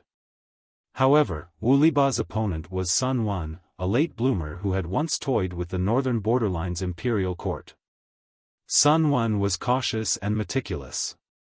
He would fully understand his opponent until he could analyze them thoroughly. As the wise man of the northern borderline, Wu Liba was an important target for Sun Wen's careful analysis. Once the enemy analyzed it thoroughly, no matter how ingenious the plot was, it would only be a joke. The strategy of creating a diversion was a complete failure. The messenger delivered a message. The enemy's boat has docked. We've checked. There are only straw dolls and a small soldier manning the helm on the boat. Jiang Pengji clicked her tongue and said to Li Yun, "It's our turn next. Han Mei, let's go." Wu Liba used an unmanned boat to attract attention. He would definitely sneak ashore and launch a sneak attack. No matter when he launched a sneak attack, his target would be the main camp. Instead of playing hide and seek with them, it would be better to stay where they were and defend the main camp's defense line. They would wait for the enemy to exhaust themselves. Li Yun clenched the silver spear in his hand tightly. He looked cold on the surface, but his heart was surging with excitement. He was not a bloodthirsty and warlike person, but he was unwilling to remain calm. Now that the world was in chaos, only by following his lord to quell the chaos could his family and lover live in peace. His lord had muttered something before, and Li Yun felt that it was quite reasonable. The so-called peaceful life was just someone carrying the burden for you. As the head of the family, Li Yun was a son, a husband, and a father. He was willing to bear the burden for them. Night enveloped the land, and it was pitch black. The night wind of the northern borderline was as cold as a knife. When it hit his face, it hurt. It was as if it could penetrate deep into his bones. As they had just arrived, Jiang Pengji's main camp had not been completed. The outer defense was complete, but the wooden fences were like paper in the eyes of the northern borderline cavalry. They could not withstand a single blow. Most of the tents in the camp had not been set up yet. He could faintly see some figures moving around the perimeter. They should be the patrolling soldiers. Wu Liba had calculated the time and disembarked in batches. He was prepared to devour Jiang Pengji's 30,000 elites in one go. As long as they successfully defeated the Liu family's vanguard troops and dampened their morale, they wouldn't have to worry too much about the main army. Wu Liba had fought in all sorts of battles in his life, but this was his first time fighting against the Central Plains on his home turf. Whistling arrows soared into the sky. Upon hearing the order, the soldiers of the northern borderline launched a swift and violent attack on Jiang Pengji's camp. Wave after wave of fire arrows landed on the camp, instantly setting it ablaze. Wu Li drew his long saber and roared with all his might. Charge! Just as he had expected, the simple defensive measures of the camp could not withstand the ferocious cavalry of the northern borderline. After a wave of attacks, the fence outside had already collapsed and was almost destroyed. Wu Liba had brought 10,000 men with him for this sneak attack, of which 50% were cavalry. According to his initial estimation, the soldiers of Jiang Pengji's camp should be in a state of deep sleep. Even if they reacted, they would be thrown into confusion by the sudden sneak attack. They wouldn't be able to organize an effective defense, let alone attack. Once Jiang Pengji's army lost order due to panic, it would be the best opportunity for the northern borderline to expand and reap the spoils of war. Wu Liba directly rushed toward the reserves of the camp. No matter how elite they were, once they ran out of food, even if they didn't sacrifice many people, they wouldn't be able to raise their morale. However, what happened next was beyond Wu Liba's expectations. Not only did the soldiers who rushed out of the camp not panic, but they all wore heavy armor and held heavy shields and long sabers in their hands. The heavy shields formed a fish-scale formation, forcefully blocking the cavalry's momentum of charging. They cooperated seamlessly with each other. Their hands rose and their sabers fell. The warhorse beneath the warriors neighed and fresh blood gushed out like a pillar of blood. The cavalry of the northern borderline tried to attack with their spears, but the tip of the spear could not penetrate the fish-scale shield. Not only did it not leave any marks, but they were also pierced through by the spear or chopped into two with a long saber because they couldn't stop in time. There were many soldiers, but due to the limitations of their armor and weapons, their speed of movement was not fast. To make up for the disadvantage of mobility, there were often soldiers from other units who cooperated in battle. The cavalry of the northern borderline fell into a chaotic battle. Because of the heavy shields, it was difficult for the warhorses to display their advantage in speed. On the other side, Wu Liba also realized that something was wrong. Their sneak attack failed and they were ambushed by the enemy instead. Wu Liba secretly gritted his teeth. He brandished his saber and killed a few people, then decisively gave the order. Retreat. Since it was a premeditated ambush, it would not be easy for Wu Liba to escape. Not long after, there was a commotion in the rear formation. The enemy must have gone around to the rear to ambush them. Wu Liba's face darkened. The battle cries from both sides never stopped. Although the northern borderline came to ambush them, they did not have the advantage of a sneak attack. There were only about 10,000 of them. Although Jiang Pengji was ambushed, she had already made preparations for battle. 30,000 elites were sharpening their sabers. As soon as the two armies met, the northern borderline was beaten senseless. In a chaotic battle, not only did it require a large number of people, but it also required individual combat and tacit understanding. The soldiers of the northern borderline were physically strong. They were not afraid in a one-on-one fight, but which of the soldiers under Jiang Pengji were not well trained? Not to mention the male soldiers, even the girls in the female battalion all had six-pack abs. As for tacit understanding, there was no need to elaborate. Although Jiang Nongqin was the captain of the female battalion, she could also lead the soldiers of the male battalion. She nimbly controlled the warhorses and led the troops to the rear of the northern borderline for a sneak attack. In the end, she even shouted loudly, "The northern borderline has been defeated. The northern borderline has been defeated. The old man, Wu Liba, is dead." The night was dark. The surroundings were already in a chaotic battle. The northern borderline was in a difficult situation and it was difficult for them to deal with the situation. They could not even care about themselves. How could they receive accurate information? When Jiang Nongqin led the troops to ambush them from the rear and disrupted their formation, she shouted this. Many soldiers of the northern borderline believed her. Their morale plummeted. They turned around and ran. They dared to turn around and run during the chaotic battle. This was not fleeing for their lives. This was sending warmth and heads to the enemy. The turmoil and chaos at the rear spread rapidly to the front like a rolling snowball. When Wu Liba heard the hurried shouts of the soldiers, he was so angry that he almost vomited blood. "Damn it, I'm right in front of you. Seeing that things were not going well, Wu Liba could only withdraw his troops decisively.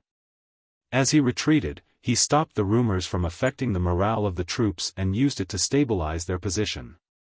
However, in the chaos of war, the effect of Wu Liba's efforts was limited. The army of more than 10,000 abandoned thousands of corpses and retreated while fighting. They were forced to flee to the banks of the Yi River.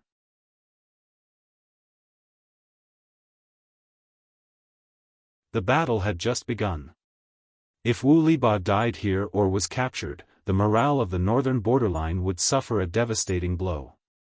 Wu Liba knew the seriousness of the matter. He endured the pain from his wound and boarded the ship under the protection of a few deputies. Lieutenant Jiang, the archers are ready. Jiang Nongqin looked coldly at the enemies on the riverbank and said, "Fire." On the battlefield, there was no such thing as stopping at the right time, and there was no such thing as gentlemanly demeanor. It had always been to seize the opportunity to kill the enemy. Jiang Nongqin commanded thousands of archers to line up in 3 rows. They took turns to shoot at the river bank and the water surface. The Yi River was bone-chilling, and most of the soldiers of the northern borderline were injured. Even if they swam to the other side, they were basically half dead. Jiang Nongqin even sent several waves of arrows to them. In an instant, corpses floated to the surface of the Yi River and blood dyed the river red. Report: in the northern borderline camp, the acting king finally received the battle report that he had been waiting for. Tell me quickly, did General Wu Liba capture the bandit leader of the Lu family alive? The acting king stared at the messenger's mouth with a burning gaze, hoping to hear the good news that he wanted the most from his mouth. The messenger said with an expression that looked like he was about to cry, "General has lost. Our army has achieved a great victory. Our army has achieved a great victory." What? The smile on the acting king's face froze halfway. He could hardly believe what he had heard. What did he mean by, "General has lost"? Who lost? Which general? The acting king had spent the entire night imagining how Jiang Pengji would suffer a crushing defeat, how Wu Liba would achieve a great victory, and how he would reward her after the victory to satisfy Wu Liba and not shake his rule. He had never expected the messenger to tell him that Wu Liba had lost. How could Wu Liba have lost? He has been fighting for so many years, yet he lost to a woman, Lu Shi? The acting king roared angrily. He raised his hand and smashed everything that could be smashed. Although he did not like Wu Liba and relied more on Haluncha, Wu Liba was the backbone of the northern borderline. How could he lose? Where is he? Where is Wu Liba? After the acting king Yidong vented his anger by roaring, he finally calmed down and shouted at the messenger. The messenger said, "General Wu Liba has been rescued. He is now being treated by a doctor." The acting king roared angrily, "Get that old man to come see me. He lost to a woman, yet he still has the face to treat his injuries."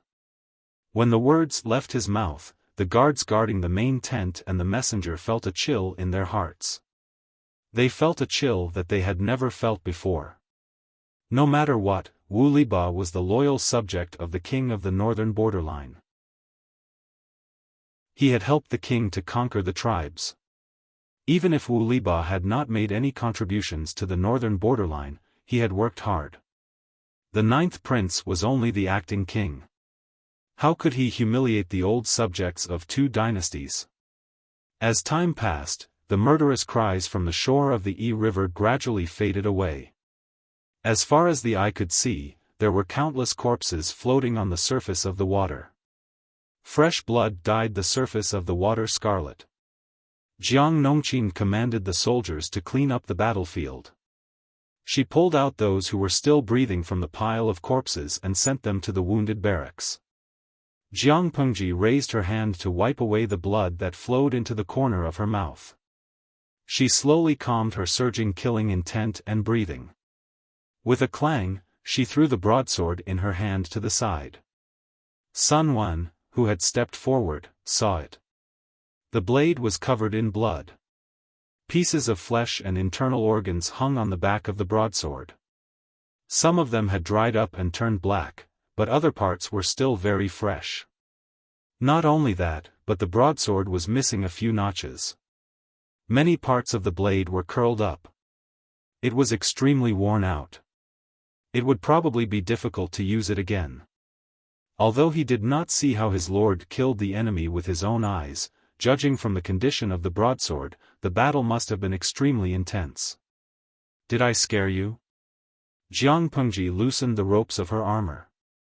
She took out 2 handkerchiefs and wiped her face. Thick blood and pieces of internal organs were all over her face.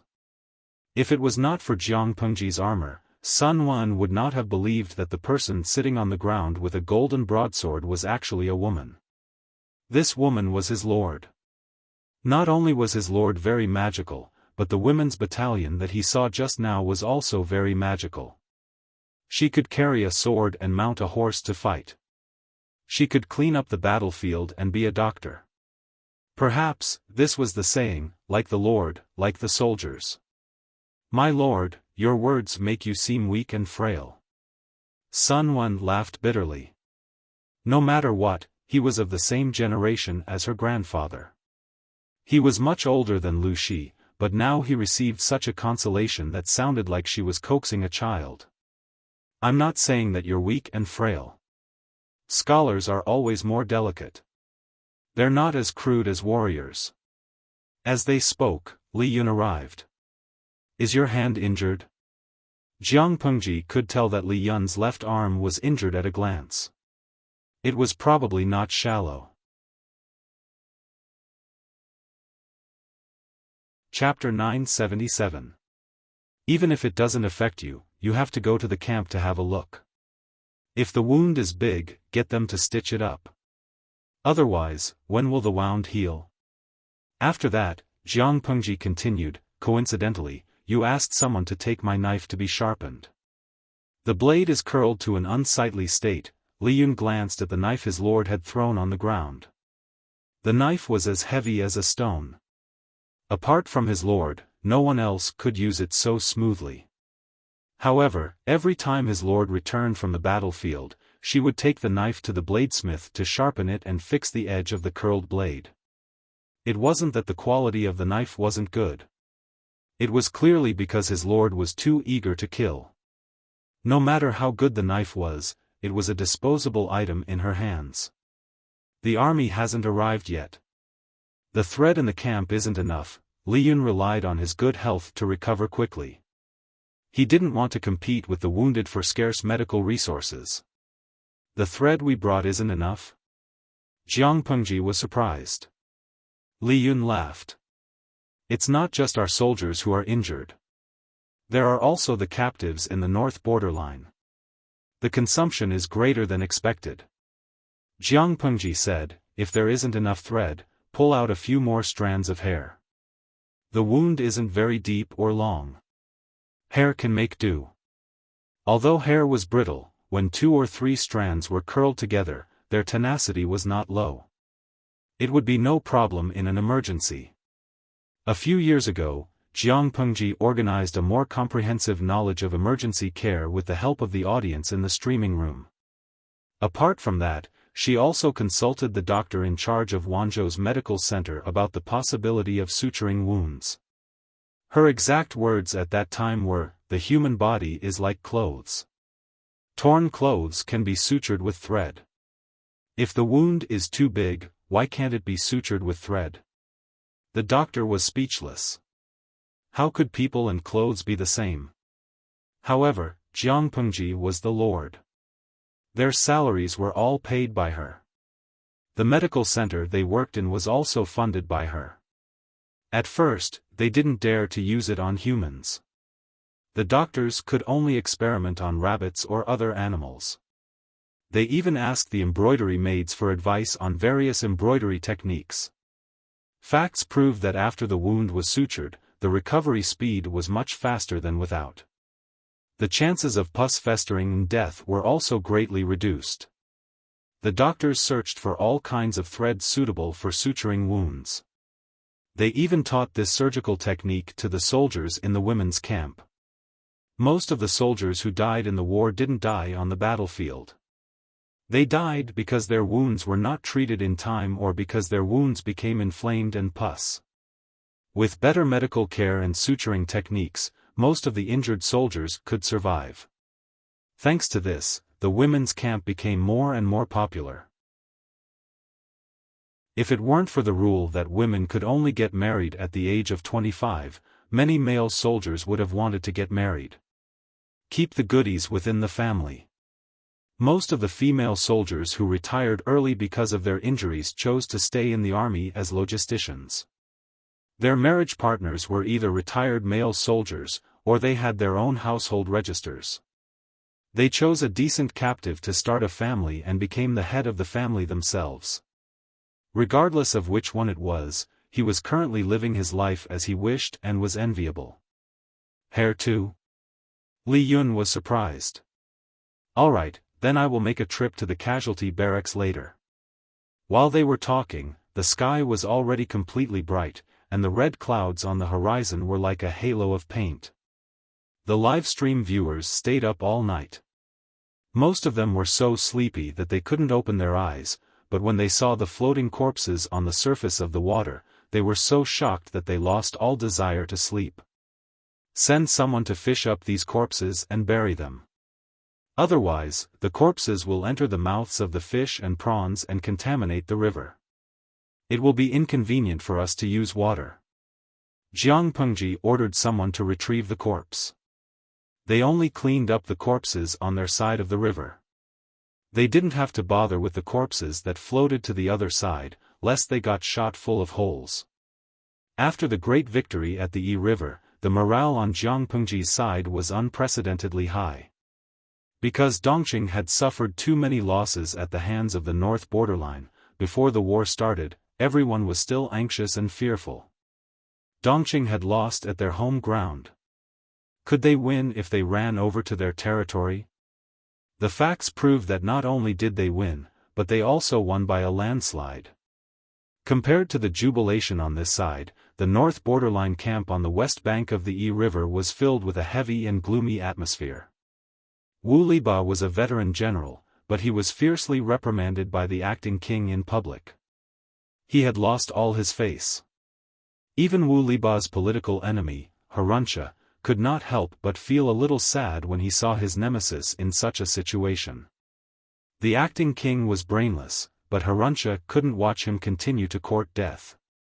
Wu Liba had lost, but victory and defeat were common in war.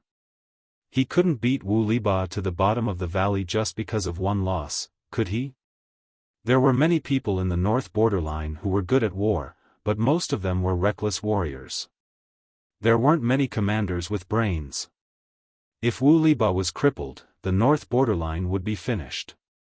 In the past, Haruncha also thought that no matter how good one's brain was, it couldn't be as hard as one's fist. Ever since he witnessed Sun Wen single-handedly toying with the north borderline's imperial court, he had changed his usual insistence. Nothing must happen to Wu Liba.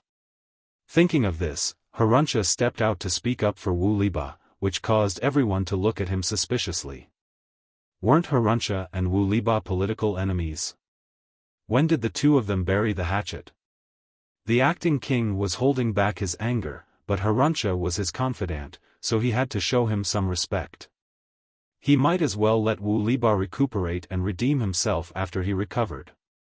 When everyone had left, the acting king specially asked Haruncha to stay. Is there no one in the vast north borderline who can replace Wu Liba? This old man, he's really getting old. The acting king asked Haruncha. The more he was in this situation, the more he missed Sun Wen, who had met with misfortune.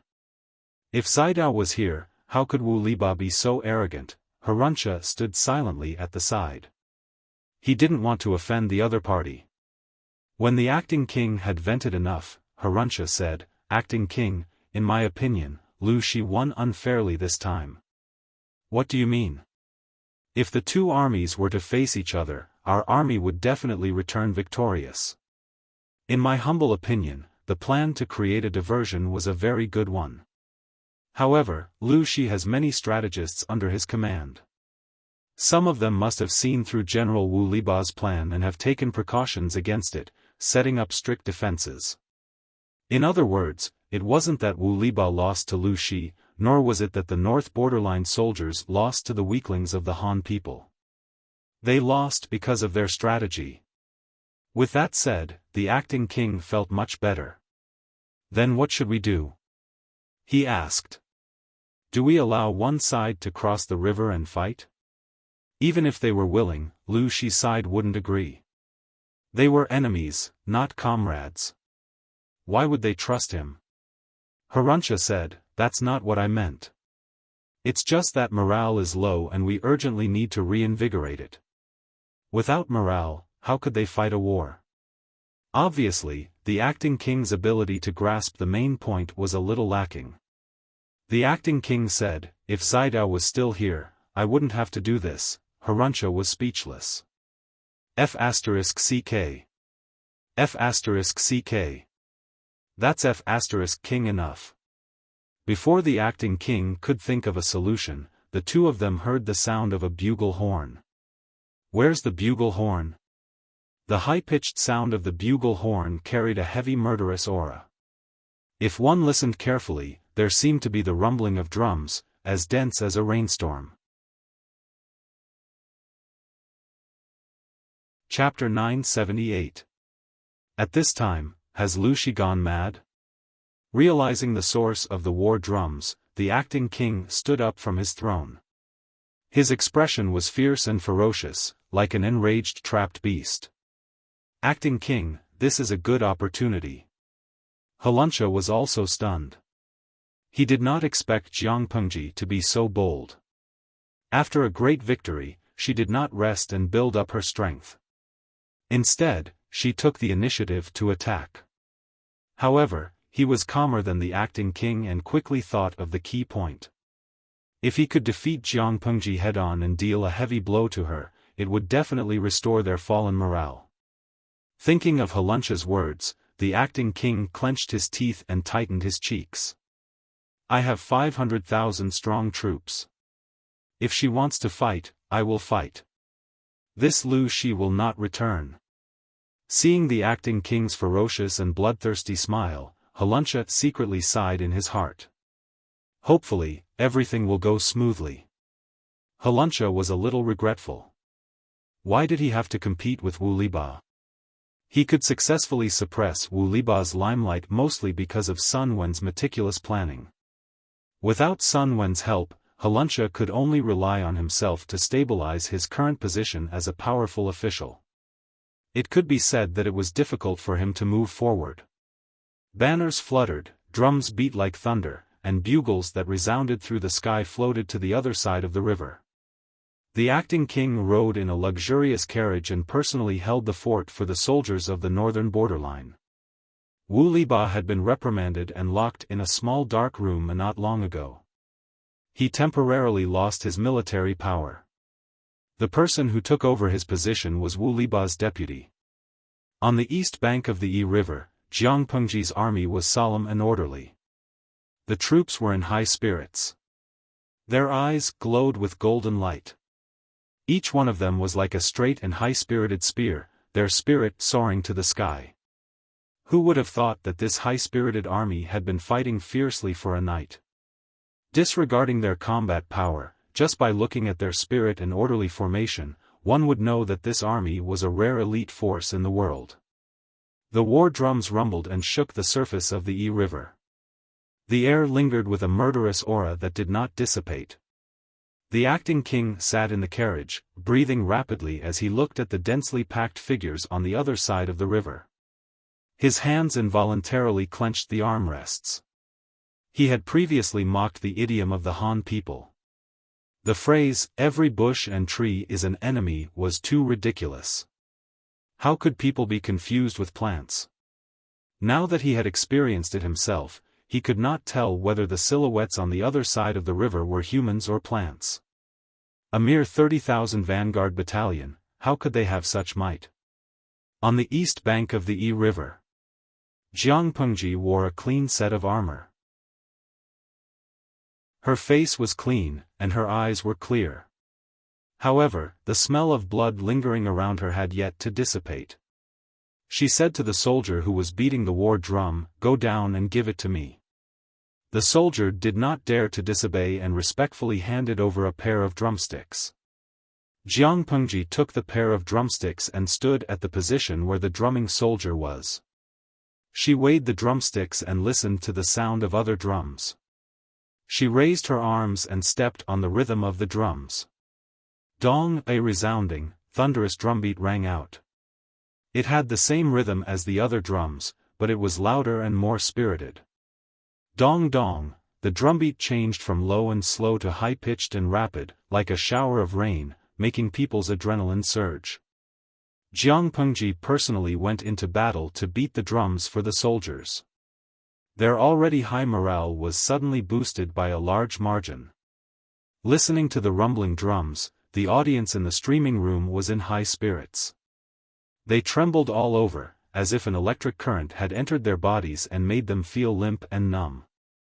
Needless to say, the soldiers at the scene were all excited as if they had been injected with chicken blood.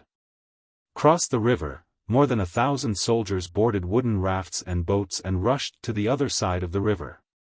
Not only were the soldiers of the northern borderline dumbfounded, but the audience in the streaming room was also dumbfounded. Patashiwumi, streamer, don't mess around. You'll be at a disadvantage if you cross the river forcefully like this. Once you enter the enemy's shooting range, you'll be a moving target. Even if the morale is high, you can't be hot-headed and directly cross the river with human heads. That's courting death. On the other side, the soldiers of the northern borderline were already in formation on the riverbank. They steadily pulled their bowstrings.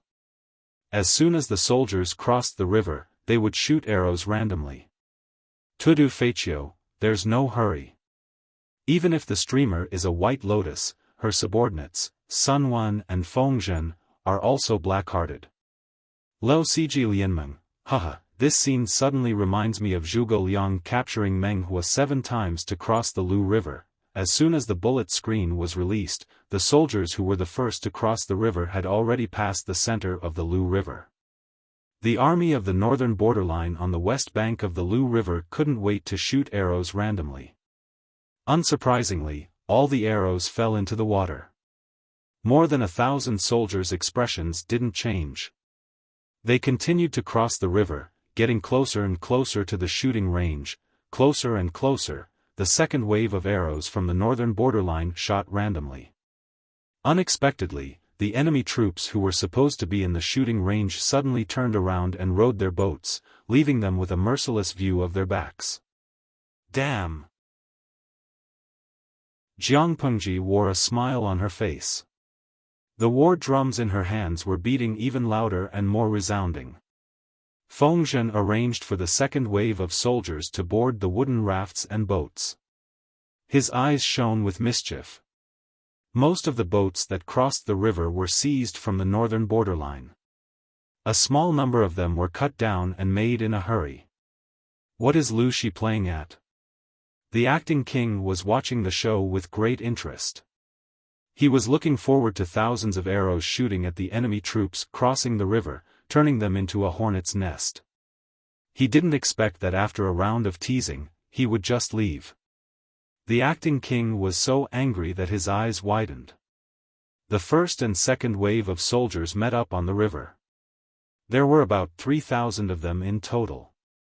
They rowed slowly towards the west bank.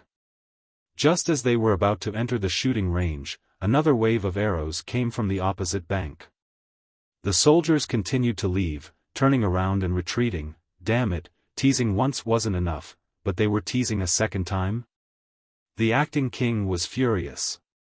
He slammed the handrail of the carriage and cursed. How could he describe this feeling? It was like a man and a woman going to a hotel to get a room, preparing to applaud for their love. After much difficulty, they finally felt something, but one of them had to lift his pants and leave.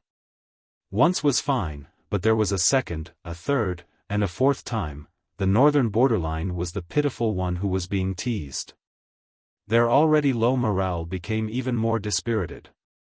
The acting king was furious. He simply ordered the soldiers to board the boats. If the mountain doesn't belong to me, then I'll belong to the mountain. I'll beat these bastards to death. But before this order could be given, it was stopped by Halunsha. The acting king can't, why not?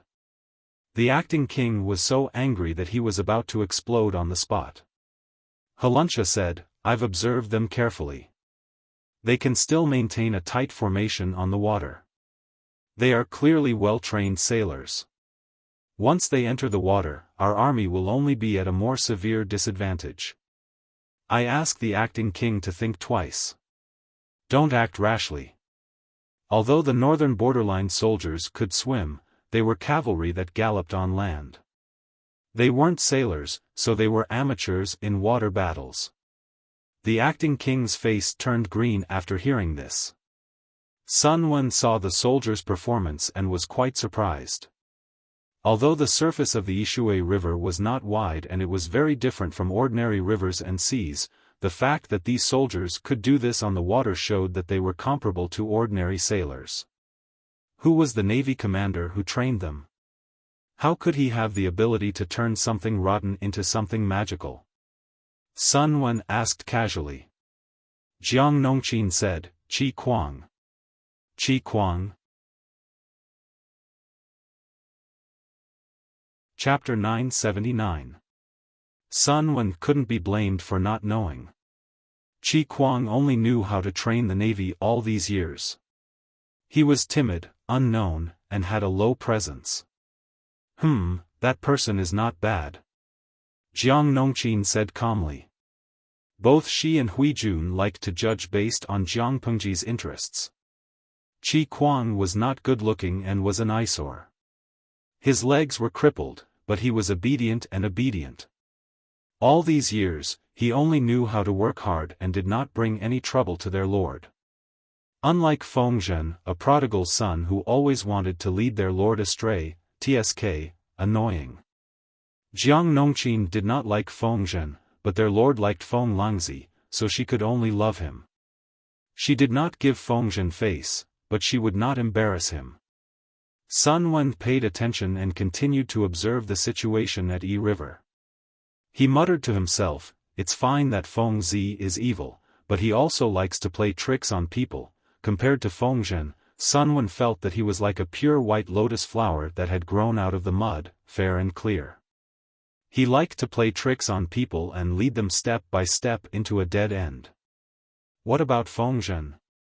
Before killing the enemy, he would play with them for a while. When the enemy was about to have a mental breakdown, he would slowly stab the fatal knife. Wu Liba was still recuperating in his tent. When he heard the thunderous drumming outside, he forced his injured body to climb up. Help me out to take a look. Wu Liba was reprimanded many times, but his authority was still there. The soldiers did not dare to disobey. He quietly approached the front line. After observing for a while, Wu Liba thought of a terrifying possibility. Quick, send someone to report to the king. Don't continue to waste arrows. Pay attention to the defense on the left, right, and rear. After saying this, his wound split open. Wu Liba's face turned pale, and his vision dimmed. If not for someone supporting him, he might have fainted on the ground. Wu Liba struggled to break free from the support of the soldiers and said stubbornly, I'm fine. Quickly send someone to report to the king. If we're late, it might be too late, there are too many treacherous people under Lu Shi's command. They can't be doing this just to humiliate us. It's highly possible that they're secretly splitting up their troops and sneaking ashore from the upper and lower reaches of Yi River. They'll make a detour to attack us. Although they could use this method to deceive their arrows and damage their morale, if they did not attack for a long time, the enemy's morale would also be low. Did he play this game just to fool around? Not entirely. From Wu Liba's point of view, the other party was using this method to attract the attention of the northern borderline barracks so that they would have no time to care about anything else. This was similar to how Wu Liba deceived Jiang Pengji last night with the scarecrow on the empty boat. The difference was that Jiang Pengji did not fall for the trick at all, but the north borderline camp was led by the nose and devoted themselves to it. Wu Liba rubbed his temples, hoping that it was not too late. His words were heard by the acting king, word for word. The acting king shuddered and broke out in a cold sweat. What Wu Liba said made sense. They had almost fallen into his trap. Seeing him in a daze, Halunsha hurriedly called out, "Acting king! Quick, send someone to defend the flanks and the rear. Do not let the Lu family's traitors take advantage of us." The acting king hurriedly gave the order. Halunsha was about to obey the order when one of his subjects stammered. "If what General Wu Liba said is true, there won't be many people ambushing us, right?" The acting king raised his sword-like eyebrows and said gruffly, "Why do you say that?" The subject said, "There are about 30,000 enemy troops on the other side of the river, but Lu Shi's vanguard battalion only has a little more than 30,000 troops. How would they have extra troops to split up and launch a sneak attack?" His words were like a wake-up call. The acting king's expression stiffened. Was there such a thing? He glanced at Halunsha. Halunsha's expression was also dumbfounded. Lu Shi's 30,000 vanguard battalion troops were right under their noses. How would they have extra troops to launch a sneak attack? The answer was, of course there was. The acting king felt that he had been tricked by Wu Liba. When he thought of his reaction just now, he was extremely embarrassed. Send someone to tell that old man to recuperate in peace. Don't try to scare us here. The soldier had no choice but to repeat the acting king's words to Wu Liba. Wu Liba's injuries were not serious, but he had expended a lot of energy and was exhausted. Hearing the acting king call him an old man and say that he was trying to scare them, Wu Liba's shoulders slumped as if his energy had been sucked out of him. Wu Liba sat paralyzed on his sickbed. He looked like he had aged a few years. He muttered, "This fool has ruined the northern borderline." As the sage of the northern borderline, his life's goal was to let the northern borderline's cavalry step on the Han's hinterland and erase the humiliation of his ancestors, the Qiangu tribe. Just as his hegemony was about to be accomplished, a horse plague had beaten the complacent northern borderline back to its original state. Since then, all sorts of tricks had flown out. The king's sons and brothers had a falling out. They killed and framed each other, causing internal strife and unrest in the northern borderline. After that, the ninth prince, who had ascended to the throne, was stupid and cowardly. Was he trying to drag the northern borderline down to hell with him? Overwhelmed with emotion, Wu Liba could not think of the key to his plan for a while. However, at this moment, Jiang Pengji had stirred up trouble. Feng Zhen suggested sending someone to discuss with the enemy on the other side of the river. Jiang Pengji glanced at Feng Zhen. War is not child's play. Take it easy. Although it was a warning, one could tell from her indulgent tone that she was not angry. On the contrary, she agreed. Feng Zhen laughed. You really know the time. It won't delay the military affairs. At the same time, the acting king of the northern borderline suspected that he was deaf. What was the person opposite him saying?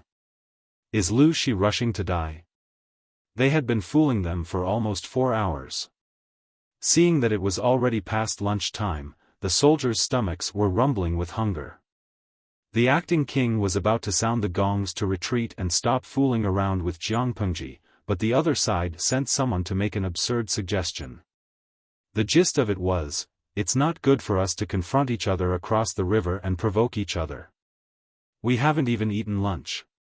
If we continue to drag this on, no one will be able to back down. Why don't we do it this way?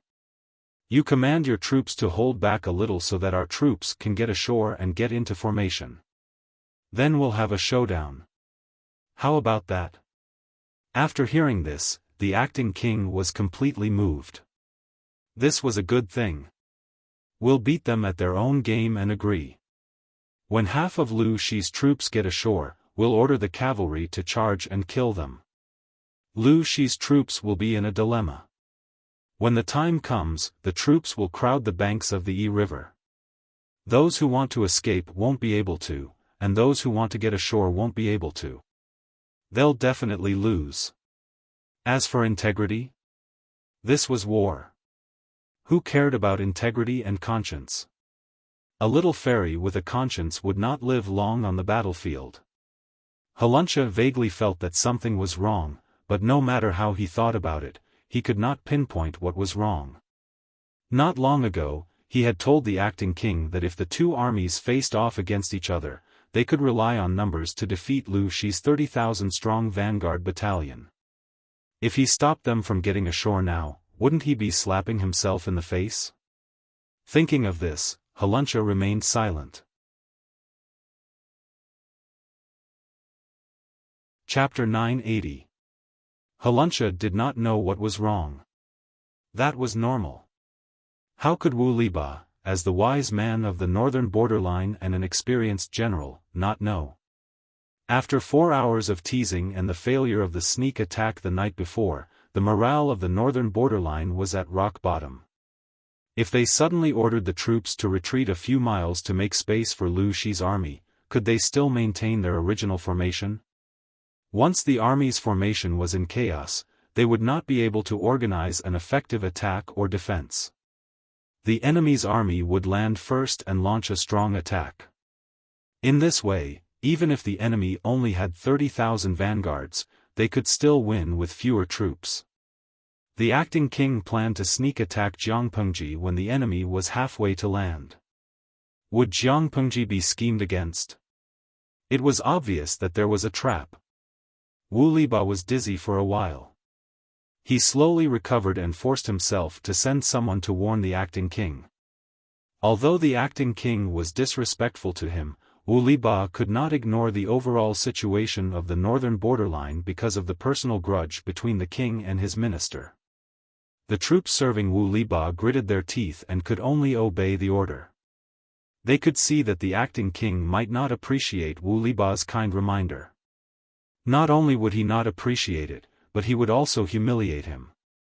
Before the troops could send the message, the situation on the battlefield changed drastically. It was too late to send the message. Just as Wu Liba had expected, the northern borderline had a large number of people. Other than 90,000 elites, the remaining 80,000 were militia that had been conscripted at the last minute. The elites could still keep calm and maintain their formation, but the militia that had not gone through much training was different. When the order to retreat was given, the militia was the first to fall into chaos and lose control. People squeezed each other and feet stamped on each other. The formation quickly became chaotic. Seeing the situation, the generals of the northern borderline hurriedly came forward to give orders, hoping to control the increasingly chaotic situation. At that moment, the troops that were swaying on the Yi River seized the opportunity to cross the river and attack the chaotic army. Seeing the situation, the acting king of the northern borderline widened his eyes in shock. He sat in the carriage and shouted, "Quick, meet the enemy." The militia realized that the enemy was crossing the Yi River and became more and more panicked. The situation was even more out of control. To make matters worse, there was a frightening battle cry from the rear of the army. The acting king's face was ashen, as if he could not believe what was happening in front of him. Lu Shi's 30,000 troops were right under his nose. Where did the extra troops come from to attack his rear? Jingtu sure came at the right time, Li Yun exclaimed in surprise and laughed heartily. Fu Wang arrived with the main force of the army. He quietly sneaked to the rear of the northern borderline and caught the other party off guard. Feng Zhen had sent people to toy with the northern borderline, not only to destroy their morale, but also to attract their attention. Give him a taste of his own medicine. Last night, Wu Liba attempted to create a diversion to attack the main camp.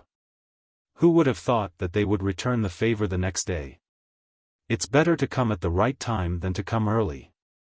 If we can achieve a great victory, we must reward the whole army generously. As soon as Jiang Pengji said this, the aura of a nouveau riche was unleashed. Fengzhen said, "My lord, you must keep your word. Zhen is waiting." Although he was not Su Ku, he knew that his lord was a filthy rich tycoon. This was a great opportunity that had been delivered to his doorstep. If he didn't ruthlessly beat up the tycoons, wouldn't he be letting himself down? Jiang Pengji's army, which had landed on the shore, launched a fierce attack on the army of the northern borderline. The elite troops of the northern borderline were not to be trifled with. They quickly organized an effective counterattack. A fierce battle broke out between them and the elite troops of Jiang Pengji's vanguard battalion on the riverbank. However, this bit of advantage was quickly overshadowed by the losses at the rear of the northern borderline. Fu Wang led the main force of the Central Army to sneak attack the rear of the northern borderline's main camp. It was as if a sharp knife had ruthlessly stabbed in and cut open the flesh. The head and tail of the northern borderline could not take care of each other. It was a mess. The deputy general who took over Wu Liba's position rode forward and tried to stabilize the situation. He did not expect that the impact of the soldiers in the chaos would be stronger than a flood. The war horse under his crotch was washed away, and he fell to the ground. Before he could get up from the ground, countless pairs of feet trampled over him. In the chaos, how many people were trampled into meat paste? Some people did not even have the chance to wail before they were already dead. Seeing that the situation was not good, the acting king retreated early under the protection of his guards. Even the acting king, who had personally led the troops into battle, had fled. How could the other ministers and generals sit still? How could the soldiers below still have the energy to fight? In an instant, the entire army of the northern borderline retreated in defeat. Wu Liba was deeply worried. Just as he was thinking about how to persuade the acting king and salvage the situation, the soldiers rushed into the tent. "General, our army has been routed. Please escape with me." Wu Liba suddenly got up from his bed, his eyes wide open like copper bells. "What? What do you mean by, our army has been routed?" Hearing the battle cries outside, Wu Liba felt as if he had fallen into an ice cellar. Suddenly, a group of enemy troops charged at our rear. There are also enemies forcefully coming ashore on the riverbank. Our army can't take care of the front and tail at the same time. Just like that, Wu Liba felt as if he had been hit by an invisible hammer. His body swayed and he took a step back. His face was ashen. "General, let's escape." "It's too late now," the soldiers hurriedly tried to persuade Wu Liba. The acting king had already fled with the ministers. If they did not escape now, they would be abandoned. They fled very quickly and did not care about Wu Liba, who was recuperating at the back. They did not even send anyone to inform him. It was obvious that they were about to give up.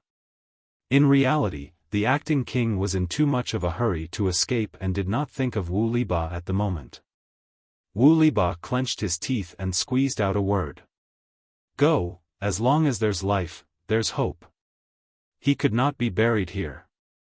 Moreover, he could not watch the north borderline, which he had spent half his life on, be destroyed. The cavalry of the north borderline fled quickly towards the north. The infantry in cloth armor and the militia who were forcibly recruited to make up the numbers were not so lucky. On the battlefield, one could not expose one's back to the enemy even if one was fleeing for one's life. The army of the north borderline fled in a panic, like a headless fly. Fu Wang ordered the cavalry and light infantry to chase after the remnants of the army. They killed and captured, further expanding the results of the battle. The north borderline did not care about their supplies and fled towards the north. They were like birds startled by the mere twang of a bow. They were scared out of their wits at the slightest sign of trouble. "Ha ha ha! This is great! I haven't had such fun in a long time. It was not until dusk that Fu Wang, who was covered in blood, returned on his precious horse. Li Yun, on the other hand, was riding on his precious Bai. Seeing Jiang Pengji, Fu Wang immediately dismounted. He did not dare to be arrogant. Your humble servant pays his respects to the Lord. You've worked hard, Zhengtu. We'll reward you according to your contributions later. Jiang Pengji personally helped Fu Wang up and said to the crowd, You've defeated the north borderline and captured countless prisoners. Your names will surely go down in history. To celebrate our great victory, we'll slaughter cows and pigs today to reward the three armies. According to the average marching speed, the main army would need 2 to 3 days to arrive. In order to cooperate with the sneak attack, Fu Wang rushed over in advance. Not only were the north borderline exhausted, but Jiang Pengji's men and horses were also exhausted. The main army that rushed over held their morale and crushed the enemy.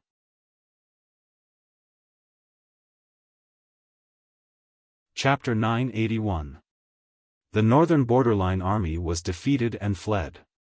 Fu Wang rested for a while and chased them to the Mainu tribe on the bank of the Yi River. Because he was worried that the enemy would counterattack and ambush, Fu Wang decisively retreated after a while and collected many spoils of war along the way. The northern borderline army panicked and did not know where to run. Men and horses crowded and trampled over each other. Almost all the way to escape was dead and corpses were everywhere. In the chaos, the acting king was accidentally shot in the shoulder by a stray arrow. The pain made his face pale and he cried out in pain. Acting king, we are safe now. The pursuers did not catch up. Haruncha seemed to have aged a lot. The life and death escape was too exciting. He was covered in dirt and looked very embarrassed. They did not catch up. The acting king looked at Haruncha with a pale face. His heart was beating like a drum and his heart was beating like a storm. Hearing Haruncha's words, the pressure of death that followed him like a shadow was slightly reduced. Send someone to investigate. Did they really not catch up? He was afraid of Jiang Pengji's tricks. He was afraid that the moment he let his guard down, the enemy would appear out of nowhere.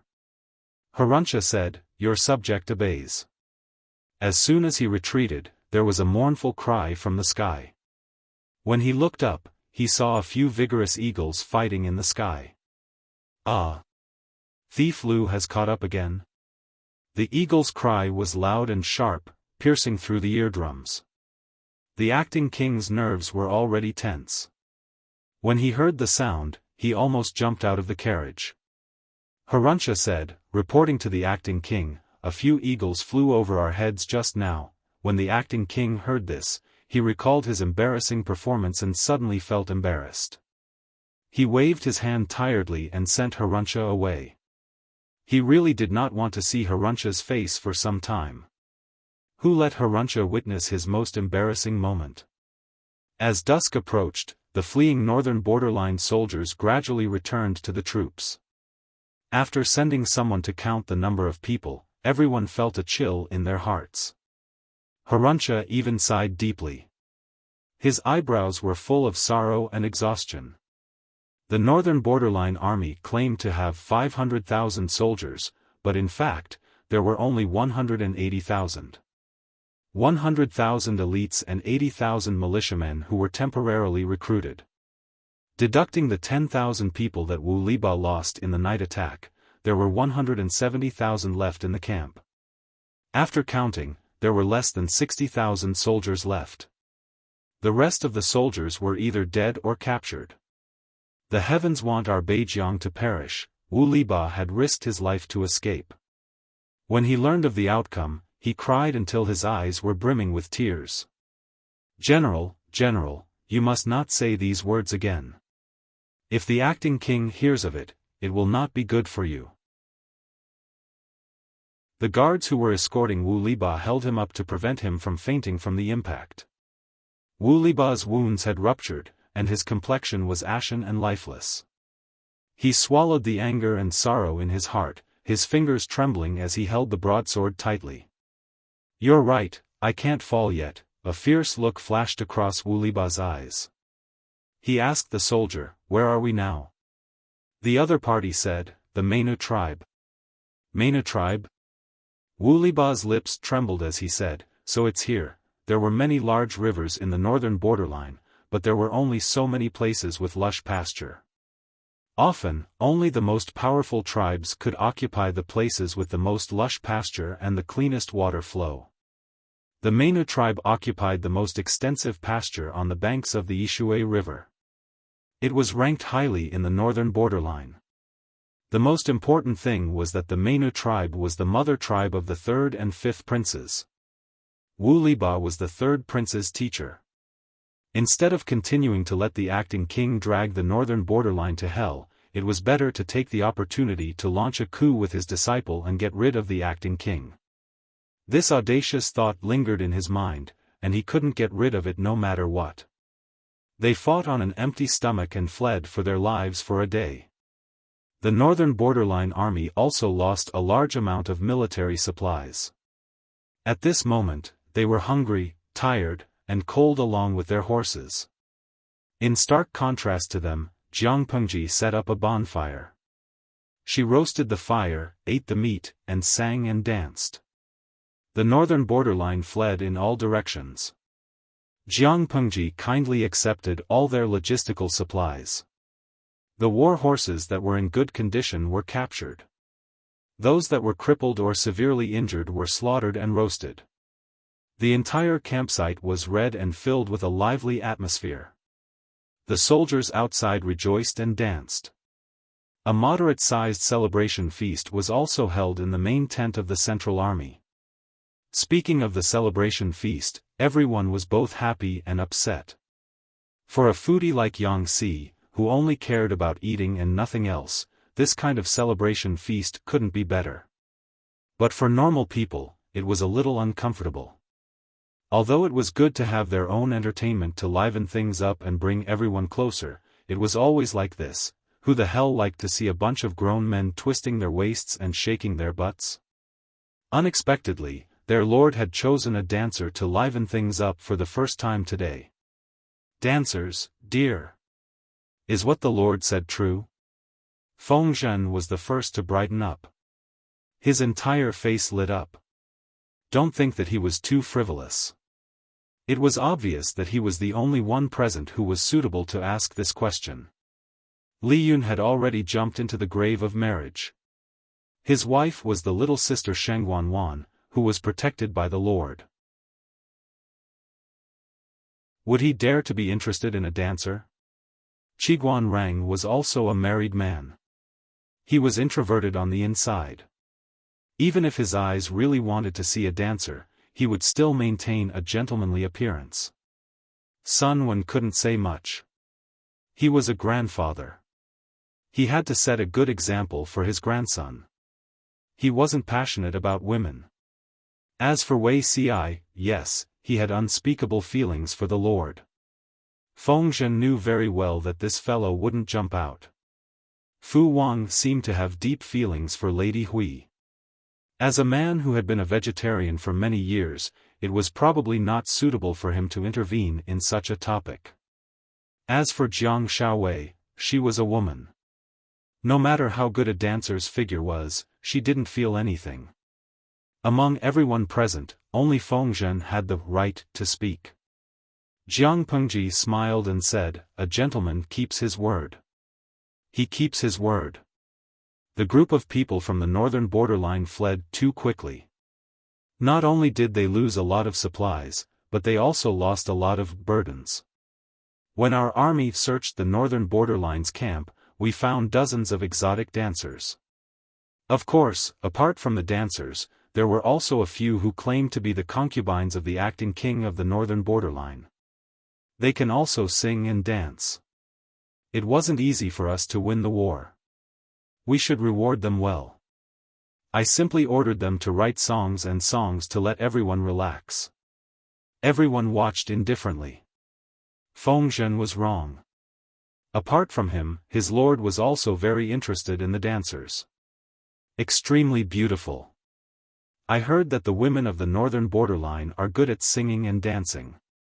The dancers who have been meticulously trained are even more charming. Fengzhen was so happy that he almost grinned to the back of his ears. These dancers were originally carefully raised by the acting king. Now, Jiang Pengji and the others had taken advantage of them. A burst of exotic music sounded. More than 10 extremely sexy dancers with revealing clothes stepped in from outside the tent. Each of them was like a nimble fish. They passed through the gaps in the tent as if they had no bones. Their bare feet stepped on the soft animal skin cushions. The facial features of the people from the northern borderline were more defined and deep. They carried the passion and boldness that was rare for Han girls. They were like a raging flame.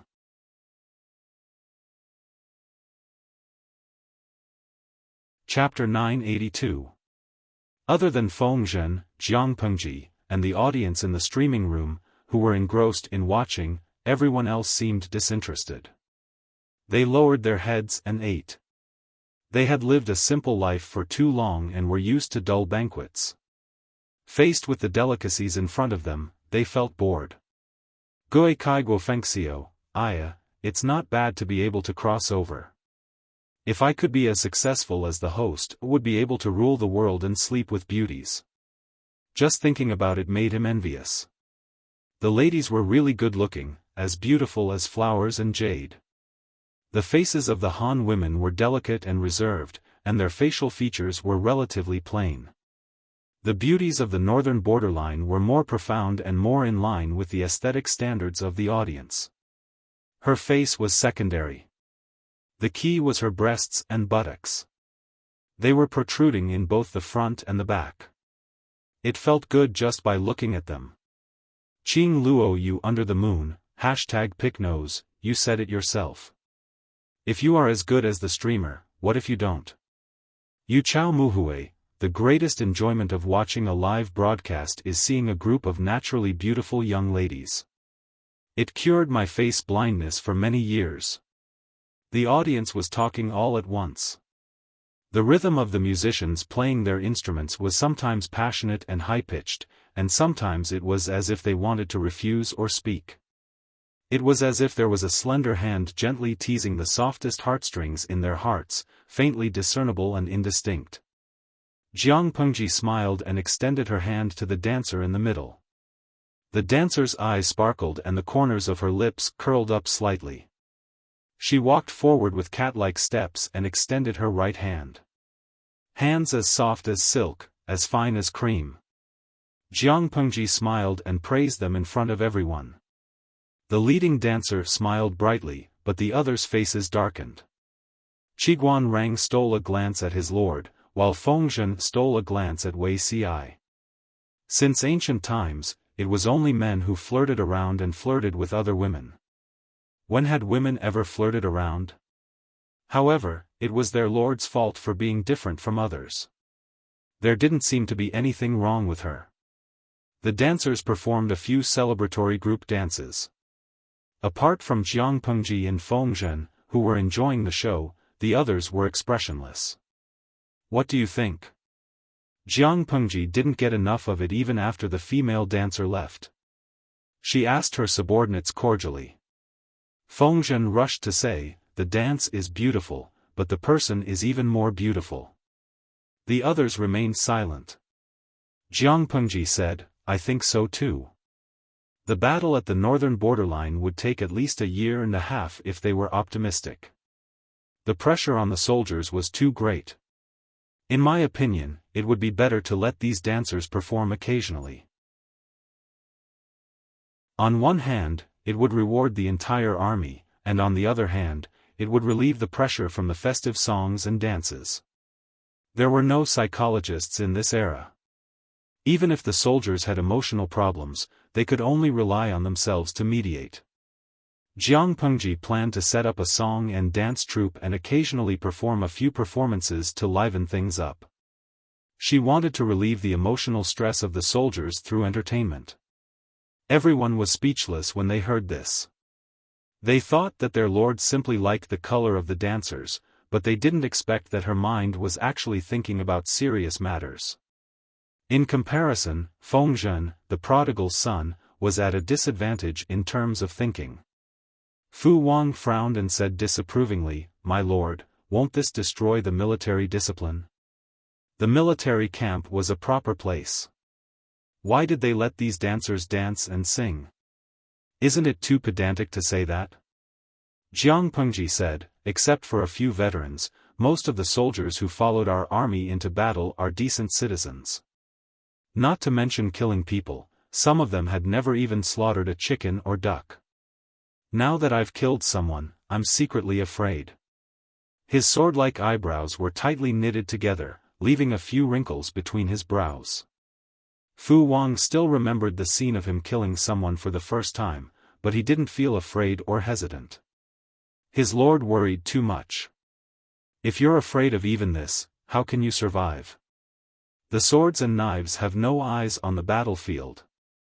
Jiang Pengji smiled but didn't say anything. Anyway, it's settled.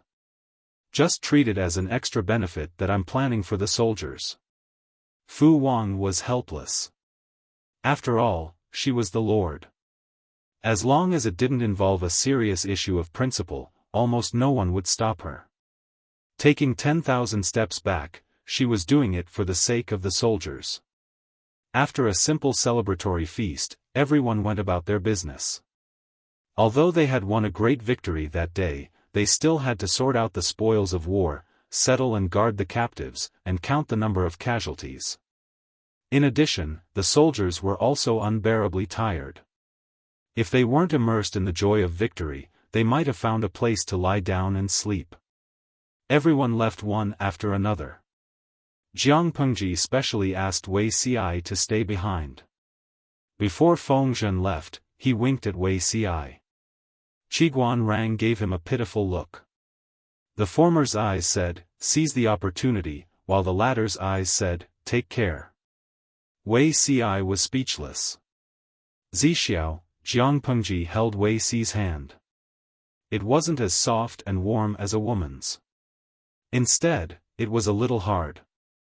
Wei Xi lowered his eyelids and his gaze fell on her hand. He opened his thin lips slightly and asked calmly, "Is the Lord comparing the feel of the two?" At that moment, the live stream room hadn't closed yet. The audience watched the development in horror. They were stunned for a second, then they cried out, "Little Ding Ding who drifts with the waves, did I miss an important plot? Why does Beauty Ci accept being touched by the streamer without any ill feelings?" In the past, not to mention touching hands, she even had to reprimand or avoid flirting. Red Spider Lily, don't ask me. I don't know either. Jiang Pengji asked, "Zixiao, are you jealous?" Wei Xi said, "She's just a woman. There's nothing to be jealous of." If he was jealous of even this, he would have drowned in a vat of vinegar in his previous life. It was strange. Her Majesty and men were close friends, but women always harbored ill intentions toward her. "Tsk. Look at how calm you look. You've seen through it," Jiang Pengji said. "You're used to big storms and big waves." Her words had a double meaning. Wei Xi was not as panicked as before. He had a hunch that the person in front of him had not only exposed his identity, but she had also speculated a lot about his previous experiences. "As long as you like it," Wei Xi said. Chingha, what is going on in Beauty Ci's mind at this moment? As a man who can surf in the sea of vinegar, he is fearless. Zixiao is too cold. I'm not happy. Jiang Pengji reached out to him. I'll only be happy if you kiss and hug me.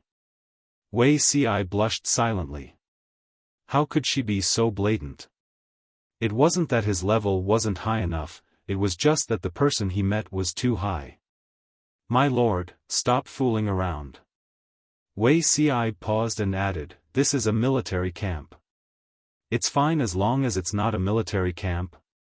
Wei Xi said. That won't do either. Was Her Majesty so glib in her previous life? She was clearly very quiet, solemn, and serious.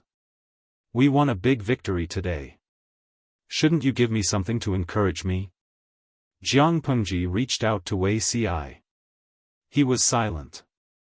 He took out something from his sleeve and placed it in her palm. It was a small and delicate private seal.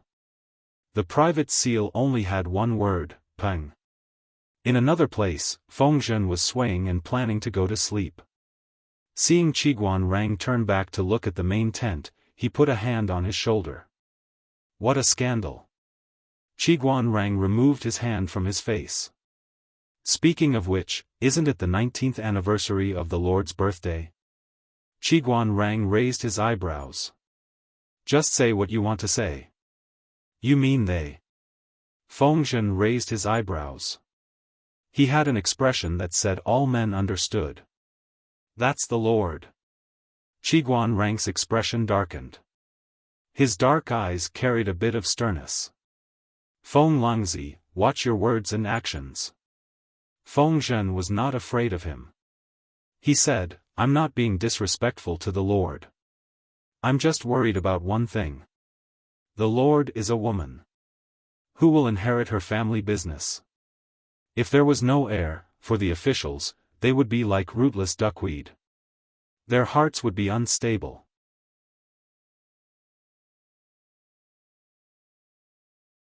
Chapter 983. Fengzhen suddenly asked, what if Zixiao oversteps his bounds? Qiguan Rang glanced at Fengzhen, his eyes seemingly surging with an unseen undercurrent. If he dares to overstep his bounds, even the Lord won't be able to protect him. The Lord was the Lord, and the subjects were the subjects. If the subjects forgot their duties and used their intimate relationship to become domineering and do things that were not in line with the rules, such as overstepping their bounds and reversing the status of the Lord and subject, even if the Lord was willing to spoil them, the subordinates would not sit idly by. Qiguan Rang lowered his voice. It was a normal tone, but it made people feel an inexplicable chill. Ah, don't be so serious, Wen Zheng. I was just asking casually. Fengzhen laughed. Zixiao will know his limits. Qiguan Rang said, I hope so. He had been watching from the sidelines all these years, and his lord was probably serious. Based on her temperament, the more she was not allowed to do something, the more she liked to be stubborn. It was useless to go against her. On the other hand, if something happened between the Lord and Wei Ci, they would not have to worry about the young master in the future. The northern borderline lost badly in the Battle of Yi River.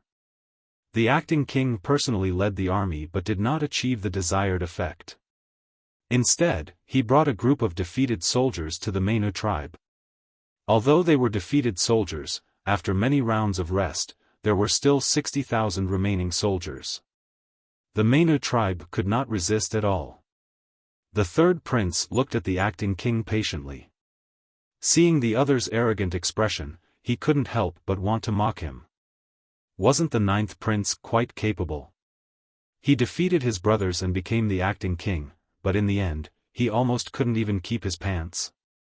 However, even if he said these words for a while, it was very likely to bring a disaster to the Mainu tribe, so he forcibly endured it. The northern borderline army fled in a hurry and did not take any military supplies with them. Now, 60,000 mouths were waiting for the Mainu tribe to feed them. When the third prince heard the acting king confidently asking him to take out food and wine, he almost exploded in anger. This ninth prince, the third prince, was full of anger and angrily vented it on the decorations in the house. Your Highness, someone sent an invitation. Who sent it? The third prince casually pulled it over and opened the invitation. His gaze fell on the inscription. Teacher Wu Liba. Why was the other party looking for him? The third prince was suspicious, but he did not dare to be negligent. After a short rest, he secretly met with Wu Liba. When he saw Wu Liba, the third prince could not believe his eyes. This was his teacher. In the memory of the third prince, his teacher, Wu Liba, was a middle-aged man. Although he was a man from the northern borderline, he had an unspeakable scholarly air. Regardless of the situation, he always looked calm and composed, as if everything was under his control. In the past, the third prince was attracted by the other party's disposition and willingly acknowledged the other party as his teacher, learning the Han culture of the Central Plains. Now that he looked at it again, he almost couldn't recognize it. Because of his injuries and his repeated outbursts, Wu Liba's complexion was not good. His brows were deeply furrowed, his hair was gray, and his face was wrinkled, revealing his true age. He looked miserable and downtrodden. In any case, the third prince still respectfully called him teacher. His voice also pulled Wu Liba out of his memories. "Get up," Wu Liba glanced at the third prince. Contrary to him, this disciple of his was doing very well in his mother's tribe. "I asked you to come here today because I want to discuss something with you. This is something that I need to ask for your opinion on." The third prince was suspicious, but he said, "Teacher, please say it. If I can use my disciple, I will not refuse." "Do you want to be the next king?" Wu Liba asked bluntly. The third prince's heart suddenly trembled and he almost bit his tongue. What did his own teacher say? Asking him if he wanted to be the next king? Of course he did. Even in his dreams. If he could replace the ninth prince as the next king, who would be qualified to run to the Maina tribe to show off? However, he was not sure why Wu Liba asked this. Wu Liba originally hated the infighting among the princes. Why did he suddenly ask if he wanted to fight for the position of the next king? The third prince could not figure out Wu Liba's thoughts and intended to test him. How could his thoughts escape Wu Liba's eyes? Wu Liba asked gruffly, "I'm only asking if you want to or not." The third prince smiled bitterly. "It's not that I don't understand my students, but how can I not know my students' thoughts? Who doesn't want the position of the next king?" Wu Liba sighed. "If I had known that the ninth prince was like this, I would have helped you ascend to the throne." The third prince asked, "Teacher, what happened?" Wu Liba looked tired as he recounted the night attack last night and the battle at Yi River during the day. He said, "I was careless and caused the destruction of more than 10,000 elites. This is my fault. But the acting king did not listen to my advice and acted arbitrarily. Sooner or later, the entire northern borderline will be lost." The third prince listened and could not help but tremble in fear. He saw the acting king and the defeated soldiers and guessed that the northern borderline would lose badly, but he did not expect it to be like this. In this way, Lu Shi was not easy to deal with at all. Instead, he was a tiger and a wolf. "Teacher, do you mean, to think of a way to depose the acting king?" Wu Liba sighed.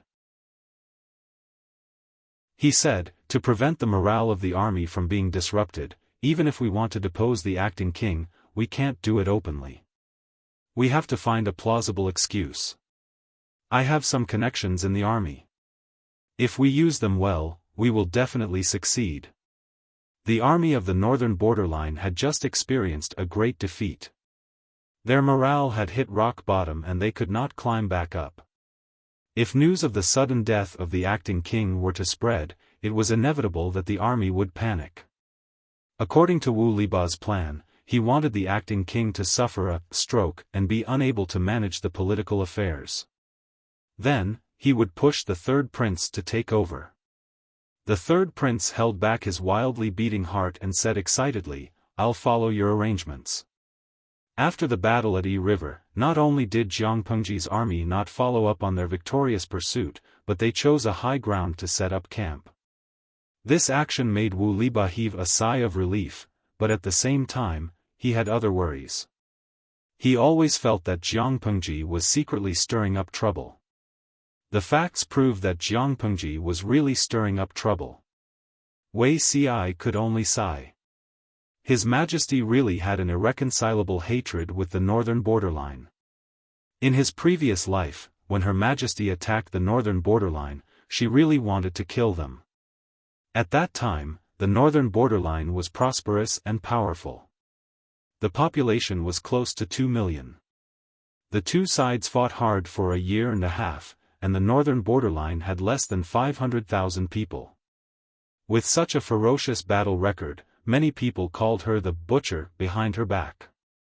When the Jiang dynasty was unified, Her Majesty specially ordered the foreign tribes in the northern borderline who met the requirements to be moved to various places in the Central Plains. Then, the poor people of the Central Plains were moved to the northern borderline to graze and plant trees. Every household was given a certain amount of government subsidies. Compared to the dense population of the Central Plains, the foreign tribes in the northern borderline were completely diluted and assimilated in no time. Wuxia did not die of old age, but judging from the situation of the Jiang dynasty, there was no need to worry about the foreign tribes becoming strong and threatening the Central Plains for the next 200 years.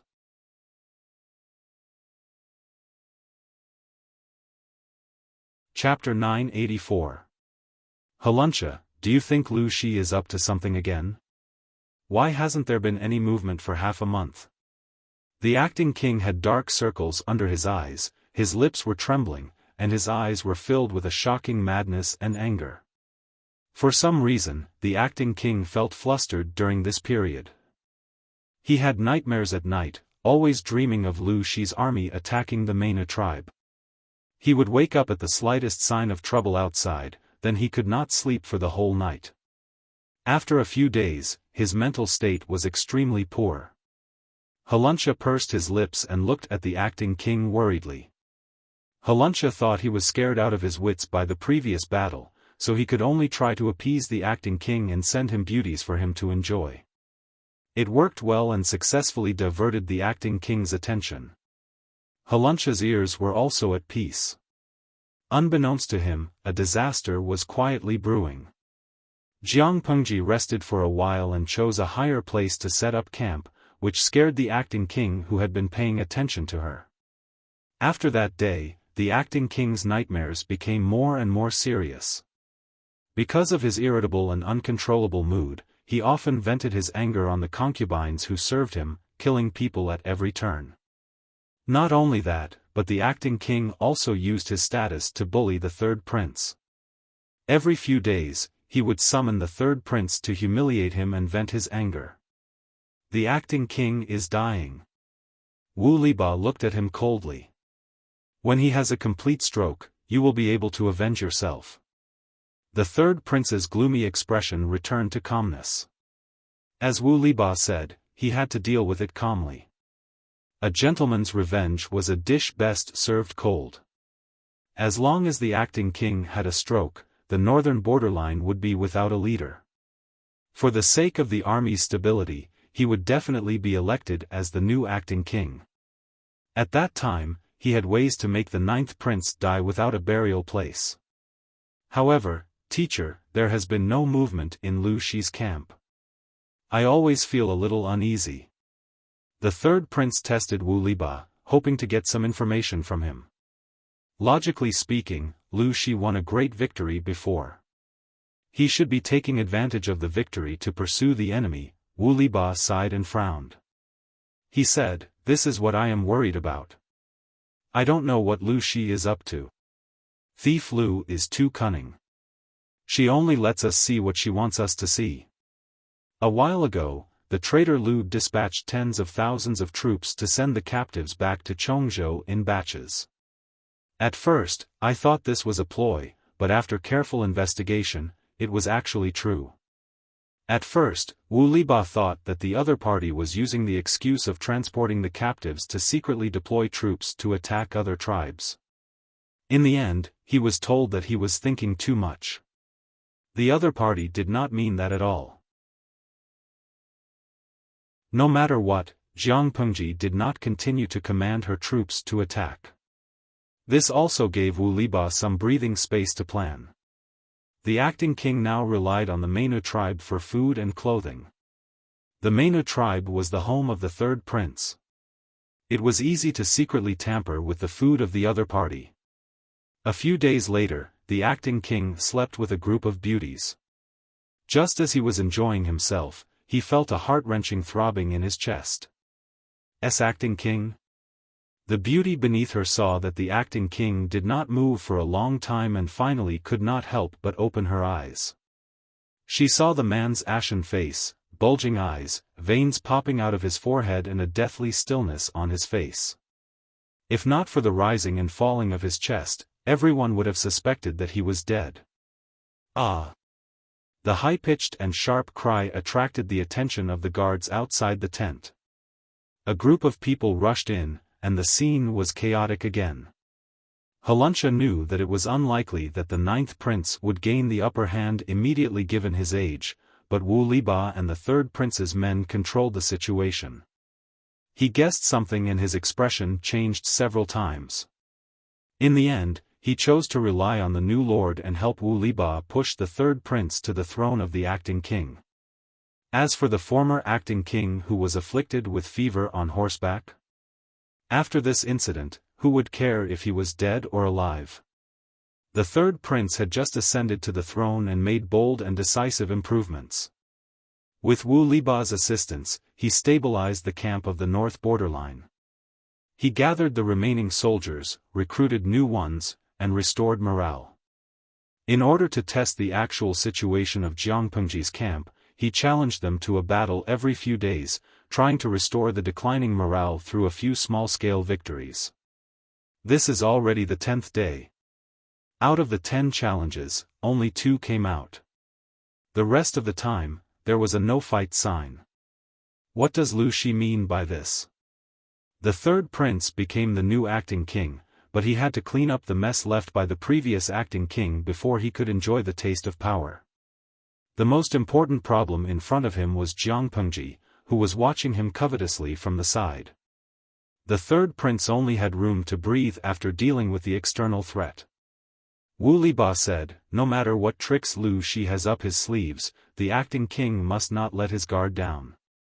The few confrontations they had told him that Jiangpengji was far more treacherous and cunning than he had imagined. She was even a little like a hooligan. When dealing with such a person who did not play by the rules, one must not think according to conventional thinking. I will remember. A month passed. The temperature in the north borderline slowly warmed up. Recently, it had been cloudy and rainy. The air was filled with a hot and humid atmosphere. The pasture grew wildly under the nourishment of the rain, covering the earth with a layer of lush green carpet. As far as the eye could see, it was a stretch of green. Because the rain was gradually increasing, the flow of the Yi River had also become turbulent. The river level had risen by a lot. Although the water level had risen, the herdsmen of the tribes along the coast were not worried. They were even looking forward to this year's abundant pasture. The Yi River was a river that rarely had floods in the north borderline. Ice floods were even rarer. The rise of the river level this year was also within expectations.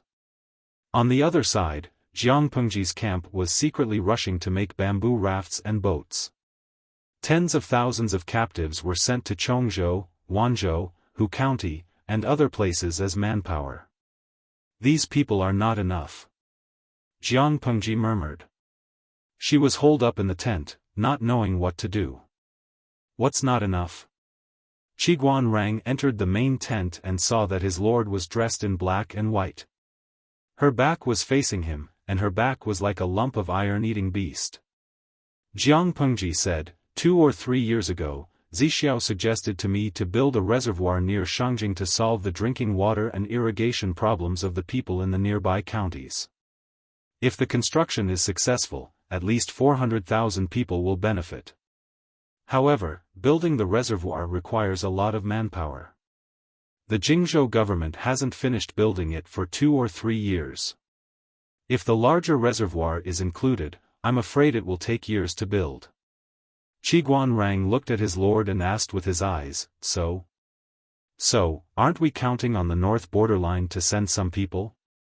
If not for this, those captives, at least. Jiangpengji gestured with her hand on her neck. She had to be responsible for the captives' food and drink. They were all food. There was a war now. Keeping these captives would only be a waste of food. If it wasn't for the lack of manpower, she would have wanted to get rid of some of the unqualified captives. Qiguan glanced at his lord. There was some suspicion in his eyes. Wenjing, why are you looking at me like that? He had the demeanor of the leader of the FFF group, burning heterosexuals to death. I'm asking you to take it easy, Qiguan said. Don't let Zixiao step in for this matter. Just push the blame onto Xiaoguang.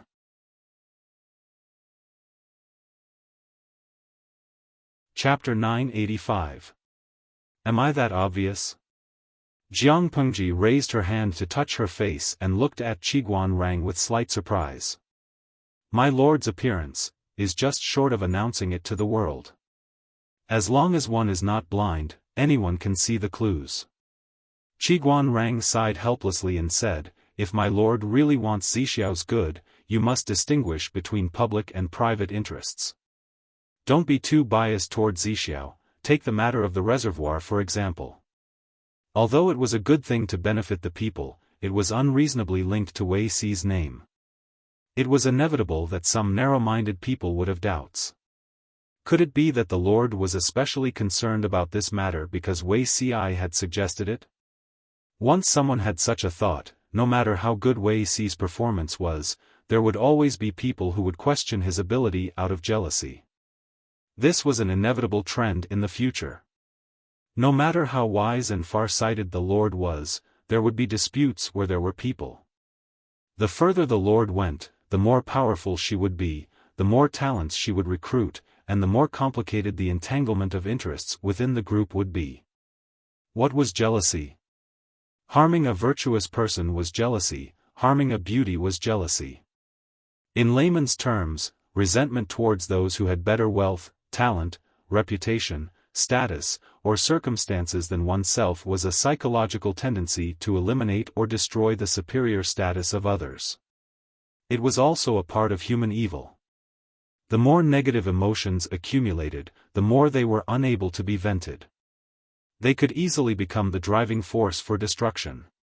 If not, why would the ancients say, a tree that stands out in the forest will be destroyed by the wind, a pile that rises from the shore will be turbulent, a person who walks higher than others will be criticized by others. Jealousy was rooted in the unsatisfied possessiveness. Who could stand the feeling of having someone good and not having someone good? What if one's heart was unbalanced? Everyone should team up and work together to destroy the thing in his hands, pulling him to the same starting line as himself. Qiguan hoped that the young lord could realize this. She valued and liked Wei Xi, in addition to Wei Xi's own talent. When put together, it might become a fatal poison. But Wenjing, Jiang Pengji seemed to want to say something, but Qiguan knew what she was thinking before she finished. My lord, do you think you can protect Zixiao perfectly? Qiguan asked solemnly. Without waiting for her to answer, he said, I can't. Jiang Pengji's expression darkened. Qiguan ignored her reaction and told her the truth bluntly. There's a limit to a person's strength. My lord is intelligent and quick-witted, how could you not know what this means? To put it bluntly, if my lord's subordinates were loyal to my lord and gave me advice, but on the other hand, they schemed against Zixiao. My lord, ask yourself, how many of them could you stop? Even if you kill this group of people, those who are jealous of him, those who hate him, will keep popping up. There is no end to killing people. Pledging loyalty to Jiang Pengji and getting rid of Wei Zixiao were not conflicting. If Jiang Pengji, as the lord, could not be impartial and balance the internal conflicts of the forces, the hidden danger would erupt sooner or later. Qiguan was very worried that Wei Xi would become the key to breaking the balance.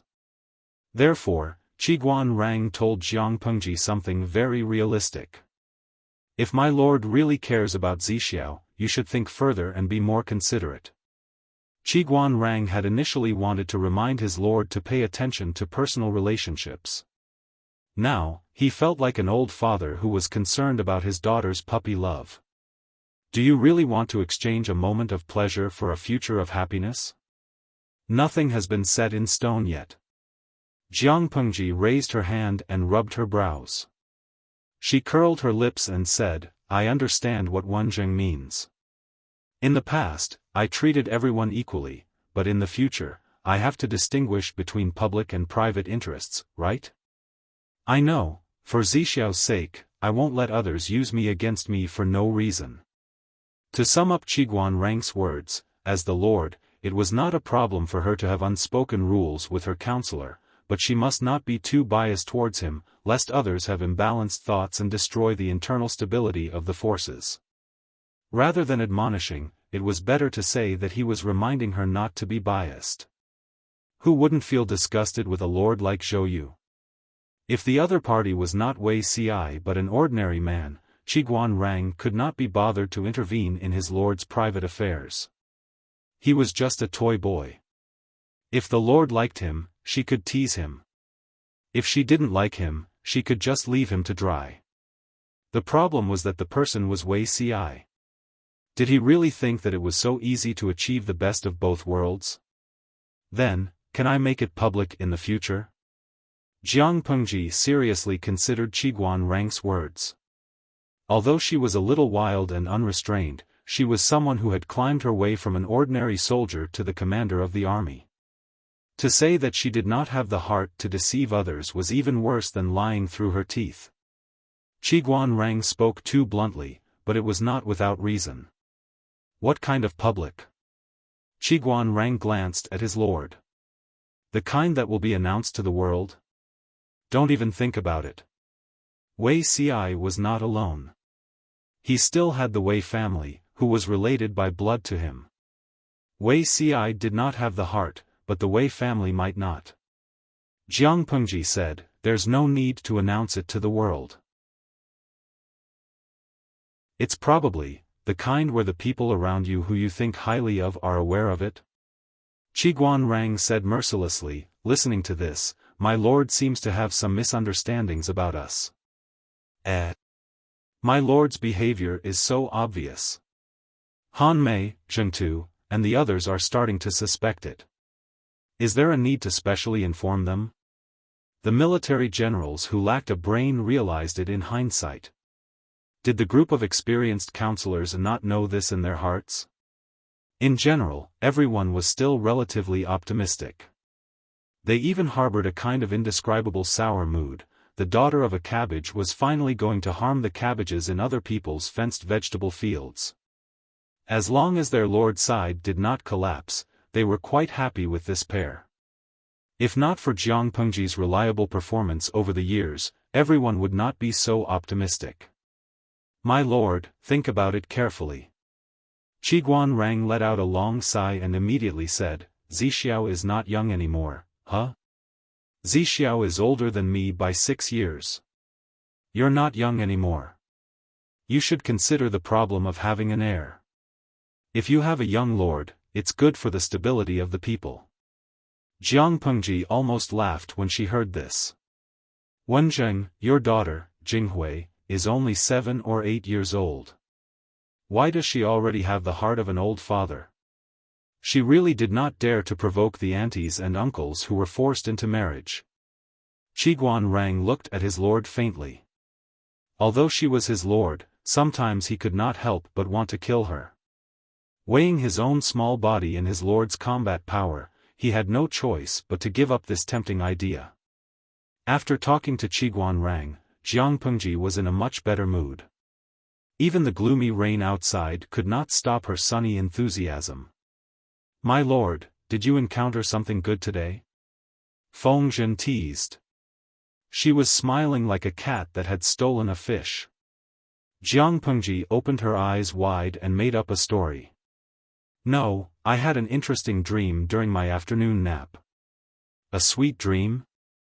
Yes, one day, I will take out the federal allowances and bonuses that I have accumulated over the years and buy a farm that is bigger than the 9 states and 4 seas. The ancient times were too troublesome. Their territory was not as big as a small farm owner's, but the things they considered were more complicated than a federal marshal's. As a big boss of the Federation, she also wanted to save face.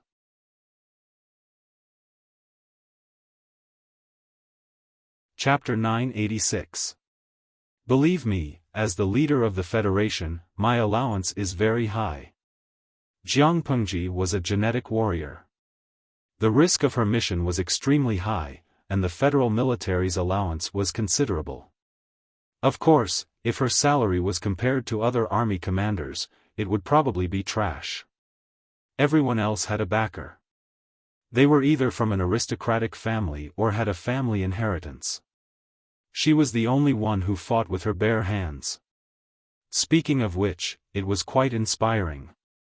Her only regret was that she hadn't spent the little money she had saved up after decades of struggling. She had fought for the Federation for more than 30 years, but she hadn't even received a year's pension. Feng Zhen secretly rolled his eyes. How much yellow soup did my lord secretly drink today? If she hadn't drunk too much yellow soup, why would she be talking nonsense? In the face of his lord's intermittent spasms, Feng Langzi was used to it. The camp was calm and peaceful. Every day, the "no war" sign was hung high. No matter how the northern borderline challenged them, they refused to go out and secretly made bamboo rafts and wooden boats. Jiang Pengji was calm, but the northern borderline couldn't take it anymore. It was because the Mainu tribe's food reserves were insufficient to provide for the normal expenses of the tens of thousands of troops. Jiang Pengji could waste time, but the northern borderline couldn't. The only way the third prince could think of was to borrow food. However, that fool is too stupid. Which large tribe in the northern borderline hasn't been offended by him? The third prince rubbed his brows. He shamelessly sent letters to the tribes near the Yi River to borrow food, but they rejected him as soon as they heard his intention. They all complained about being poor. The acting king had already exploited them once. If the third prince borrowed food from them again, the tribes and herdsmen would starve to death. The tribe's food reserves are only enough for 10 days. If we don't solve this problem, the third prince was much more reliable than the previous acting king. After all, he was a student taught by Wu Liba. He had ambition and brains. Faced with the predicament of a food shortage, he thought of many ways, but the other tribes refused to buy it. Those who were willing to buy and borrow food openly and secretly demanded an exorbitant price. The third prince was so angry that his face darkened. The third prince fidgeted with the braid on his head and asked Wu Liba, "Teacher, do you have any good ideas?" The northern borderline was too passive now. They couldn't borrow food from other tribes, so they attacked Jiang Pengji. Wu Liba was a good example. With that, there was no other way out. Wu Liba looked at the flickering candle on the table with a gloomy expression.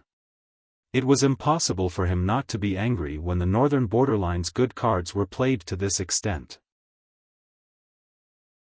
But no matter what, Wu Liba would not easily give up on the northern borderline unless he died. The next day, things took a turn for the better. The third prince stared at the man in front of him, the former crown prince. The enemy had led 30,000 elites and 500,000 dawn of rations to the front lines. On the surface, they were here to provide support, but in reality, they were here to seize power. Wu Liba looked on coldly and laughed mirthlessly. This old man has really misjudged him. I did not expect the incompetent first prince to have such shrewdness. He used all kinds of methods to defile himself and was even abandoned by the king. I didn't expect that he would secretly amass 30,000 elites and so much food. Was the northern borderline completely finished? Not only did the princes not unite to fight against the enemy, but they also returned to their own fiefs and contacted their mother's forces, as if they were brothers fighting against each other. Wu Liba could not help but feel suspicious. Had Lu Shi already predicted this situation? Did she deliberately avoid the battle just to consume the food of the northern borderline camp and watch the princes of the northern borderline fight amongst themselves? In the face of a great enemy, instead of thinking about defending against external enemies, they wanted to stir up internal strife and pacify the outside world. Were they all out of their minds? Wu Liba still did not know that his prediction was about to become a prophecy. Everyone's minds were really going to be flooded with water. Recently, the rain has been getting heavier. The water level of the Yi River is already level with the river bank. It's estimated that it will be soon. Feng Zhen took off his wet straw cape. He really did not expect such a terrible rainstorm to happen in the northern borderline. Jiang Pengji said, "Are the boats and bamboo rafts ready?" Enough. 2 days had passed since this conversation. In the middle of the night, the people of the Mainu tribe fell into a deep sleep. Half asleep and half awake, the ground trembled and they heard the roar of waves. Many herdsmen woke up from their dreams and were shocked to find that water had seeped into their tents. Not long after, the water level reached their calves. What had happened? The herdsmen were stunned for a moment and then realized that the Yi River had been released. Everyone, wake up. The water god is angry. Wake up. Everyone, wake up. The water god is angry. Everyone, run for your lives. The sky was dark and the curtain of rain blocked their vision. At this time, the sky was constantly raining. The sound of waves in the distance was getting closer and closer. The trembling under their feet was getting more intense. What is that? Someone shouted in horror in the midst of the noise. The shadow of the distant horizon was approaching them. Wu Liba and the third prince had been discussing military affairs that night. When the rain outside increased and the Yi River flowed backward, they reacted. Their first reaction was to order the northern borderline soldiers and tribal herdsmen to evacuate from the banks of the Yi River and move toward the highlands and mountains. The heavens want to destroy the northern borderline. Wu Liba and the others reacted quickly. They were of the privileged class and enjoyed the priority of escaping. In the hazy night, he could barely see the rushing river below. It swept everything away with great momentum. Too many herdsmen and soldiers who could not escape in time were washed away by the roaring water. Facing Jiang Pengji, Wu Liba could still persuade himself that he could win next time if he failed this time. In the face of a flood that could not be resisted, he could not muster any thoughts of resistance. How could humans fight against nature? The third prince shook Wu Liba out of his bewilderment. He said, "Teacher, don't be bewildered. Although it is the rainy season now, there is nothing unusual about the Yi River." The experienced elders in the tribe also did not notice any signs of the Yi River flooding. There must be something fishy behind this. If it was a natural disaster, there would at least be a warning, but this time it came so suddenly. It was more like someone intercepted the water upstream and took advantage of the time when the Yi River reached the banks to release the water in one go. Looking at the situation, all the tribes along the Yi River were in trouble. However, was this something that could be done by humans? A bone-chilling coldness spread wildly in his heart. He could not control it.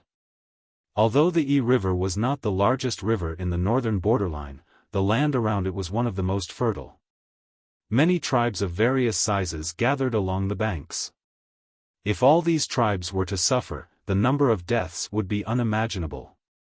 The flood came suddenly and left abruptly. By the second half of the night, the water had mostly calmed down. Wait.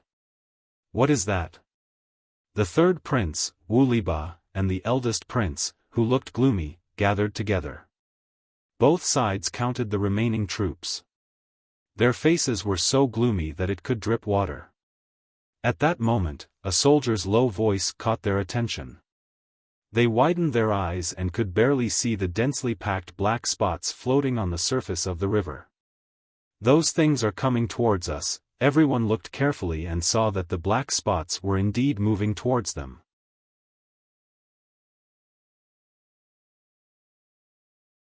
Chapter 987. It's not, it's the enemy. Wu Liba identified for a while and said hoarsely, "Prepare the bows and arrows." Wu Liba was absolutely certain that the flood was not a natural disaster, but a man-made disaster. Thinking of this, he felt cold all over. In just 4 to 6 hours, his hair had all turned gray, and he looked haggard and haggard. The third prince was horrified. The enemy? How could it be? The flood came so suddenly, without any warning.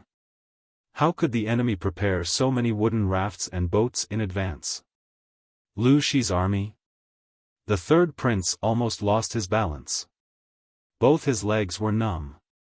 He said, how could they predict? If they did not know in advance that there would be a flood, who would prepare simple wooden rafts for an army of nearly 100,000? This was the north borderline, not the south where rivers intersected. The eldest prince was also full of regret. He originally wanted to bring the army and food to fight for military power, but he ended up losing his life. He had been patiently dormant for many years. He thought he could be the final winner, but who knew that his younger brothers were as ferocious as if they were on drugs. The fourth brother killed 7 brothers in one go, but the 9th brother jumped out and ended his legend of killing 7 people. That was not the most exciting part. What was exciting was that the 9th brother was on horseback. In the end, the 3rd brother, who was originally the loser, took advantage of it. He heard that the 3rd brother had been ravaged by Jiang Pengji and was starving to death due to the lack of food. He pulled out all his belongings and prepared to take advantage of the situation. But what happened? He failed to take advantage of the situation. Instead, he was almost wiped out by a sudden flood. Could it be that even the heavens could not bear to see him live comfortably? The eldest prince said, "Haha, General Wu Liba, be careful with your words. Could Lu Shi have single-handedly planned this natural disaster? Even if it was really planned by Jiang Pengji, where did she get the extra manpower?" Thinking of this, the expression on the eldest prince's face froze. Jiang Pengji led the 30,000-strong vanguard battalion to arrive first. She predicted that the north borderline would attack at night before the main army arrived, so she beat them at their own game. She set up an ambush and successfully defeated Wu Liba. After that, Jiang Pengji coaxed the demoralized soldiers of the north borderline to retreat and disrupted their formation. She coordinated with the second wave of the main force to attack the north borderline's main camp from the front and back. The north borderline had no choice but to retreat to Mainu's main camp in panic. From then on, Jiang Pengji's camp only left and never entered. She escorted the captives from the north borderline to Dongqing. In other words, there were only 2 groups of people in the Lu clan's main camp. The first batch consisted of 30,000 vanguards, and the second batch consisted of about 60,000 main forces. The 2 batches added up to about 100,000. However, Jiang Pengji had raised the flag of 150,000 people at the beginning. Where did the other 50,000 people go? Could it be that these people had stealthily bypassed everyone's eyes and ears and went to the northernmost part of the northern borderland, upstream of the Yi River to cause trouble? No, war could not be calculated in this way. In order to show off their military strength, they would most likely falsely report a few tens of thousands, just like how the northern borderline exaggerated an army of 180,000 to 500,000.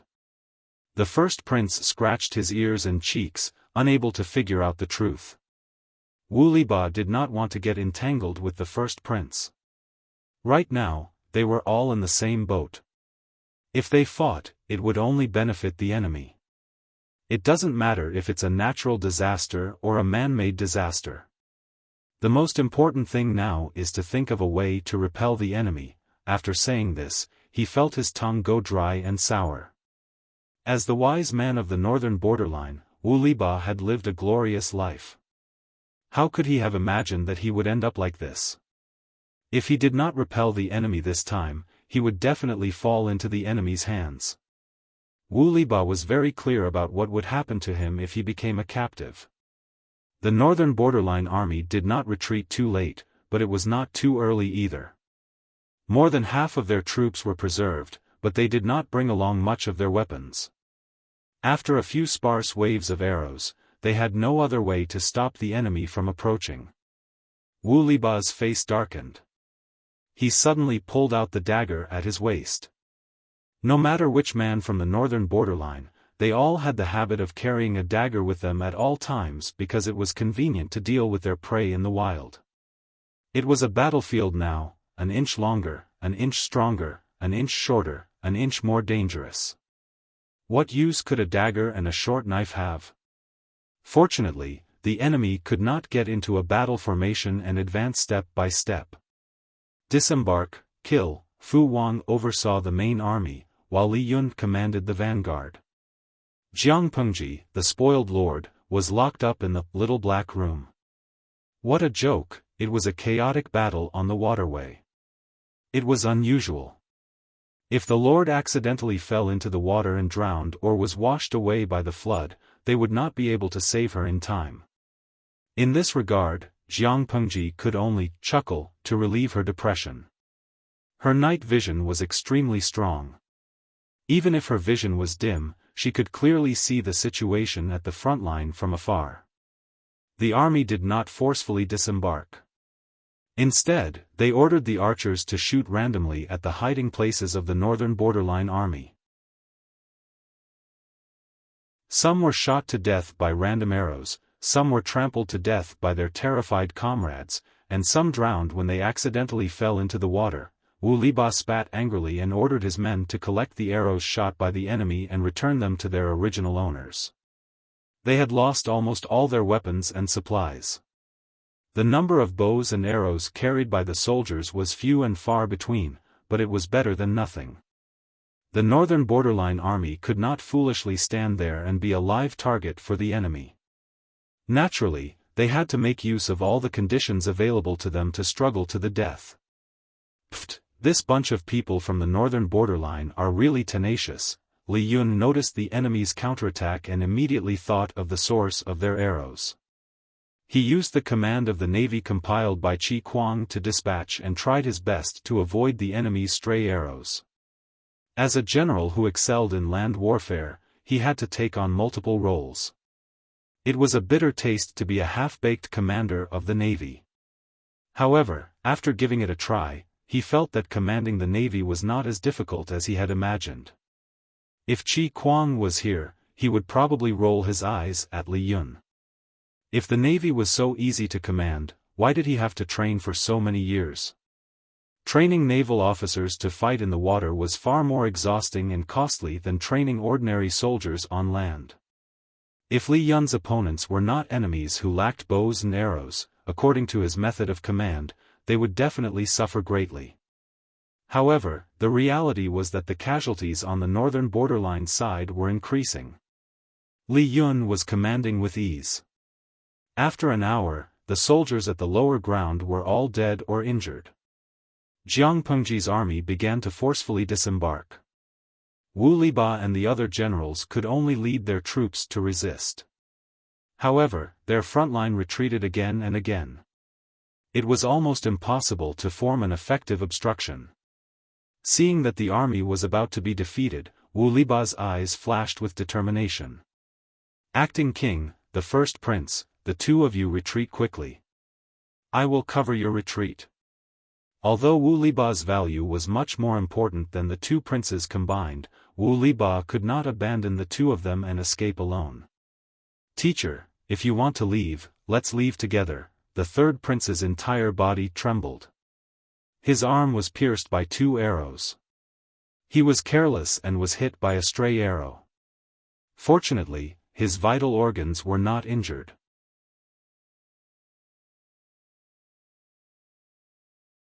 Chapter 988. Wu Liba was the sage of the northern borderline, their backbone. Once their backbone collapsed, what fighting spirit would the northern borderline have? The first prince was straightforward. He said to the third prince, "The flood has receded a lot. If we don't escape now, we won't have another chance in the future. As the prince of the northern borderline, once he became a captive, he would most likely follow in the footsteps of the second prince and be killed as a sacrifice. After months of confrontation, Jiang Pengji had demonstrated her ruthlessness and decisiveness in all aspects. Not to mention the prince of the northern borderline, even if the king of the northern borderline was captured, he would probably die. She was clearly a woman, but the ruthlessness in her bones was stronger than many of the barbaric men of the northern borderline. What nonsense are you spouting?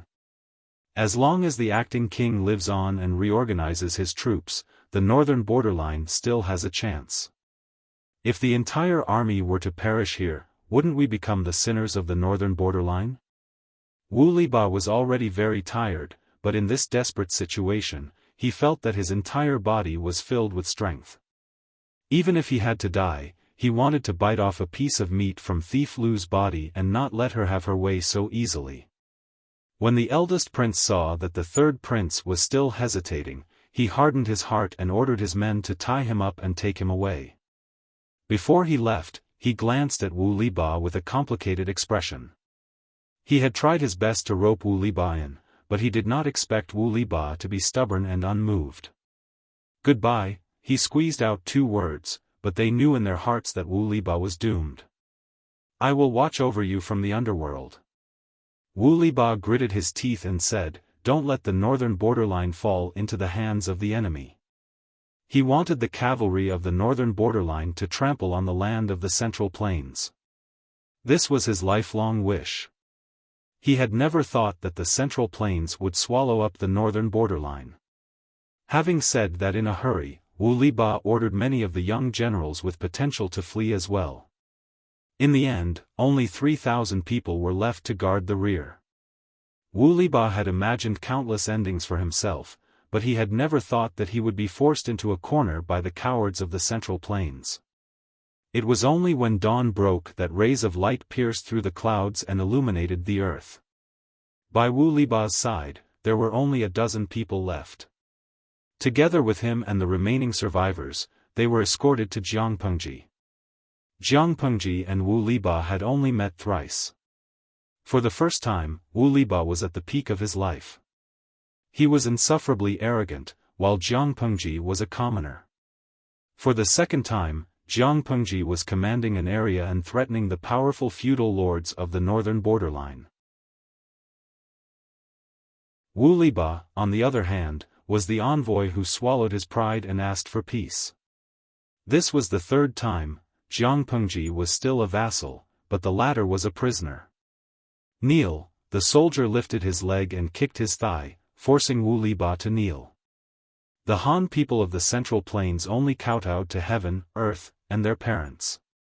Even the emperor could not make them bend their knees, they only needed to bow. However, there was no need to pay attention to this when dealing with captives, especially those from the northern borderline. The captives didn't even have their own lives, yet they still wanted to stand upright. Dream on. Wu Liba cut a sorry figure. His entire face was covered in chunks of flesh and blood. However, his eyes were still filled with terrifying hatred and murderous intent. Jiangpengji sized him up and easily determined his identity. At the same time, the livestream viewers were also sizing up Wu Liba, trying to guess his identity. For a person who had only appeared 3 times in the live broadcast room, most of the audience did not know him. Tang Sek Xingling Kai, who is this guy? He was escorted here to the streamer. He should be an important person in the northern borderline. Xiaosho Wushuang, he looks a little familiar, but his face is covered in minced flesh and blood. I really want to clean him up with a broom. Fuchi Duo, streamer, are you planning to offer him amnesty? Offer him amnesty? Impossible. Jiangpengji did not have that intention, and Wu Liba would not accept such humiliation. Zidao, why did you send this person to me? Jiangpengji glanced at Wu Liba below, her eyes calm and unwavering. She did not pretend to offer amnesty as Wu Liba had expected, nor did she kick him when he was down. Instead, she chose to ignore him. Sun Wen smiled and said, "This person has an extraordinary status in the northern borderline. His life and death are in his hands. You should consult the Lord." "That's not right," Wu Liba's thoughts returned to him. His eyes almost popped out of their sockets. He stared at the man in the scholar's robe, who was sitting below the main tent. Zidao? The word cousin made his heart palpitate. Wu Liba had carefully studied how the ninth prince performed so well in private. The more he studied, the more he felt that there was something wrong with Sun Wen. Unfortunately, he had disappeared and there was no way to settle the score. That person's cousin was also called Zidao. He was also of the same age. Wu Liba's face twitched. He understood in his heart. His eyes were filled with horror. "So it's you." Wu Liba gritted his teeth. "I was really blind. I didn't realize that you were the one causing trouble in the dark. If there was no internal strife in the northern borderline and the tribes were not divided, the northern borderline would not have only sent out a pitiful 180,000 troops." Sun Wen replied calmly, "You flatter me." Wu Liba could no longer remain calm after receiving Sun Wen's affirmation. He pounced in his direction and opened his mouth to bite. Sun Wen glanced at him. He did not even change his face. His posture was arrogant and disdainful. Jiang Pengji said, "There's no need to ask for instructions on such matters, right? Since we can't offer amnesty anyway, it'll be a waste of time if we meet." If Wu Liba could surrender, Jiang Pengji's body would have to be of pure northern borderline blood. Sun Wen nodded apologetically and said calmly, "Even so, I have my duties as an official. I would never dare to overstep my authority." Trying to figure out his superior's intentions did not mean making decisions on his own. It was even more impossible for Sun Wen to override his lord and make decisions on his own. Wu Liba calmed down a little. He spat in Jiang Pengji's direction. The audience could see the trajectory and appearance of the spit. Wu Liba said, "Demonis, even if you can win for a while, can you defend it forever?" Jiang Pengji said, "I don't know if I can defend it forever, but you can't defend the northern borderline. This is set in stone." Wu Liba spat out a mouthful of blood again. His old face was full of malevolence. "I curse you. Even if you establish a nation, it will eventually fall into the hands of outsiders. Your descendants will die a horrible death." Even if it was a curse and insult, Wu Liba was playing a trick. Jiang Pengji was a woman. Since ancient times, no woman had ascended to the throne and become an emperor, let alone build an empire with her own hands. For such a person, the foundation that she had painstakingly built must be left to her descendants. It was not the place for outsiders to get involved. However, she was a woman. She would eventually marry and become a wife. If her husband was a little ambitious, it was not impossible for the royal family to change their surname. Wei Si's expression changed. He clenched his fists tightly in his sleeves. In his previous life, Wei Si did not restrain his edge from the beginning. He and the emperor secretly formed a bond, and the relationship between them became closer. At that time, the Jiang dynasty had just been established and was in need of manpower. As an all-round expert, Wei Si was put in an important position. He steadily walked towards the center of power. When he was in the limelight, the heavens gave a warning and a meteorite fell. The emperor will not pass on for one generation. Huangfu will take over. Who was Huangfu? Seeing this surname, one would think of the famous prime minister of the previous dynasty. How did that prime minister die? Everyone had an idea in their hearts. He had been dead for hundreds of years.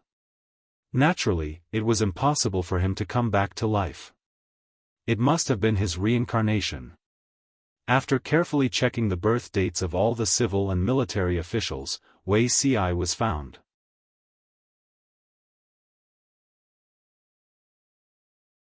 Chapter 989. Everyone knew that the previous dynasty's Prime Minister Huangfu threatened the young lord, took control of the court, and attempted to usurp the throne. Now, a meteorite had fallen from the sky, and the words, "The emperor will not be passed on for 1 generation, Huangfu will replace him," were left on the meteorite. What did this imply? This was hinting at Prime Minister Huangfu's unwillingness to give up, and now that he had made a comeback, he wanted to take revenge on the masses. Wei Xi's date of birth and 8 characters were exactly the same as the late Prime Minister's, there was not the slightest difference.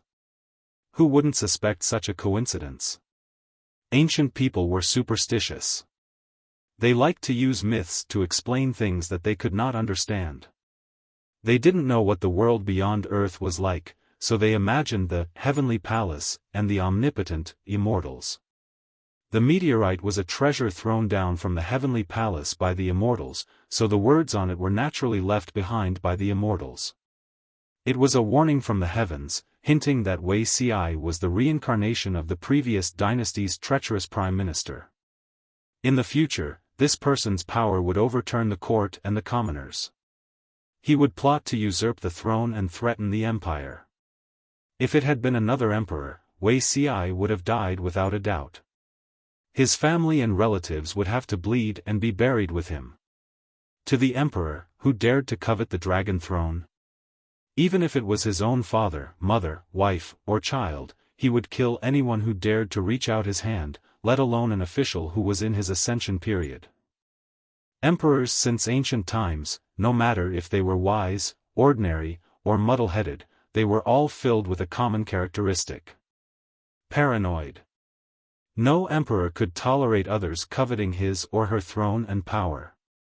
At that time, there were snowflakes of memorials pouring into the imperial palace every day, piling up the emperor's desk. The entire court was shaken. The immense pressure made Wei Xi breathless. He even thought of committing suicide to preserve his chastity. However, what made Wei Xi smile bitterly was that everyone in his residence was a trusted bodyguard sent by His Majesty. His every move was under the watchful eyes of these people. Even when he went to the toilet, there were several people guarding outside. He would call out every once in a while, and if there was no response, he would force his way in. Everyone in the court is against it. Your Majesty, you shouldn't be so stubborn. Your Majesty, please, return me my freedom. Wei Xi had never thought of usurping the throne, but everyone unanimously believed that he would do so in the future, so they had to nip the hidden danger in the bud. He couldn't withstand the external pressure. Rather than letting His Majesty order him to commit suicide, it was better to let him decide his own life and death. Wei Xi could not decide the time of his birth, but at least he could decide the time of his death. Her small request was mercilessly rejected. His Majesty looked at him coldly and said 2 words after a long while. Wait for it. After waiting for a while, Wei Xi avoided several assassination attempts, and Jiang Chao welcomed the first purge. The meteorite that fell from the sky was fake, and the words on it were also fake. This incident was a trap set up by someone with ulterior motives. Conspiring to murder a loyal person might not warrant death, but using false orders from the heavens was an unforgivable crime that would implicate the entire family. His Majesty found out a few families that were involved, confiscated their properties, and demoted them to commoners. Both Wei Xi and His Majesty knew very well that the few families that she had confiscated were just abandoned pawns thrown out by others to help prevent her anger. Since the meteorite was fake, the instructions on it were naturally fake as well. Wei Xi wanted to wash away the stain on him. He could be spared the death penalty, but he could not escape punishment. His salary was forfeited and he was demoted. After this incident, Wei Xi slowly faded away from the center of power. He took the initiative to ask for a position similar to retirement and no longer had any real power. Although it was a trap, the meteorite that fell from the sky still left a deep psychological shadow on him. He had slowly forgotten about it, but Wu Liba's curses evoked memories of the past. Jiang Pengji, who was sitting at the head of the table, curled her lips and said disdainfully, "If the curse was so effective, would you still be a prisoner?" She mocked him rudely. Wu Liba's expression could no longer be seen. Jiang Pengji added insult to injury, "Why would we still need to lead troops to war? Wouldn't it be fine if we just set up a sacrificial altar in front of the two armies and compete to see who can speak more viciously?" Everyone in the tent could not help but laugh. Only a few people glanced at Wei Ci and secretly heaved a sigh of relief. If the Lord had grown suspicious, Wei Ci would be the first to suffer. Looking at it now, the Lord was open-minded and was not afraid of Wu Liba trying to sow discord. "Although you and I are enemies, I respect you as a man, so I won't humiliate you." Jiang Pengji yawned in boredom. She got up from her seat and casually pulled out a magnificent machete from her waist. She threw it in front of Wu Liba. "End your own life. How could dying in the hands of the enemy be more glorious than committing suicide? At least he could preserve his last shred of dignity." Wu Liba was confused by Jiang Pengji's reaction. He stared at her with a complicated look in his eyes. "Really?" "Of course," Jiang Pengji said, "but I can't guarantee that I won't do anything to your corpse." The look in Wu Liba's eyes changed. There was desolation and helplessness in them. The heavens want the north borderline to perish. But Lu Shi. Don't be too complacent. Sooner or later, you'll follow in my footsteps. Wu Liba spoke word by word. He shook his shoulders and broke free from the shackles of the soldiers on his left and right. He picked up the machete on the ground. "My lord. I'll take my leave first." After he finished speaking, Wu Liba used his right hand, which could still move, to hold the hilt of the machete. He pulled it out shakily. His eyes were filled with tears. He did not know where the strength came from, but he stabbed the blade of the machete into the left side of his chest, straight into his beating heart. His eyes were protruding. His frozen expression was ferocious and heroic, as if there were thousands of words that he had yet to say. After a while, he breathed his last breath unwillingly. His sturdy body fell forward, making a dull sound. "Drag it out. When the weather clears up, hang it in front of the main camp gate." Jiang Pengji lowered her eyes coldly and looked at the corpse by her feet. She said without a trace of emotion, "When the flood recedes, reorganize the three armies, clear the tribes of the north borderline along the Yi River, and pursue the remaining soldiers of the north borderline." Yes. Everyone retreated. Fengzhen and the others had solemn expressions on their faces. It was a good thing that Wu Liba was dead, but he had spoken without thinking, which was really infuriating. Looking at Wu Liba's corpse being hung outside the camp, they heaved a sigh of relief. Fengzhen grumbled. "If he's dead, then so be it. He's causing trouble for others even after he's dead," Qiguan Rang said. "My lord is not an ordinary person. She knows very well. As long as she doesn't go overboard, nothing will happen." Although Wu Liba was detestable, he had exposed that layer of window paper in advance. The Lord would also think more about it and be more thorough in her actions. Rather than being caught unprepared in the future, it was better to consider everything now. Fengzhen said, "I hope so." The frightening flood slowly receded, revealing a scene that looked like hell on earth. The corpses were chilling to look at. Jiang Pengji ordered the soldiers to deal with the corpses. The rest of the living were all captured as captives. Along the way, she cleaned up the valuables of the various tribes. The scope of the flood disaster was too wide, and the number of casualties was even more shocking. It directly crippled the tribes of all sizes along the Yi River. You're tuning in to the Xiaofan's Wuxia Tales YouTube channel. Don't forget to subscribe and join us on this journey to catch the most captivating stories.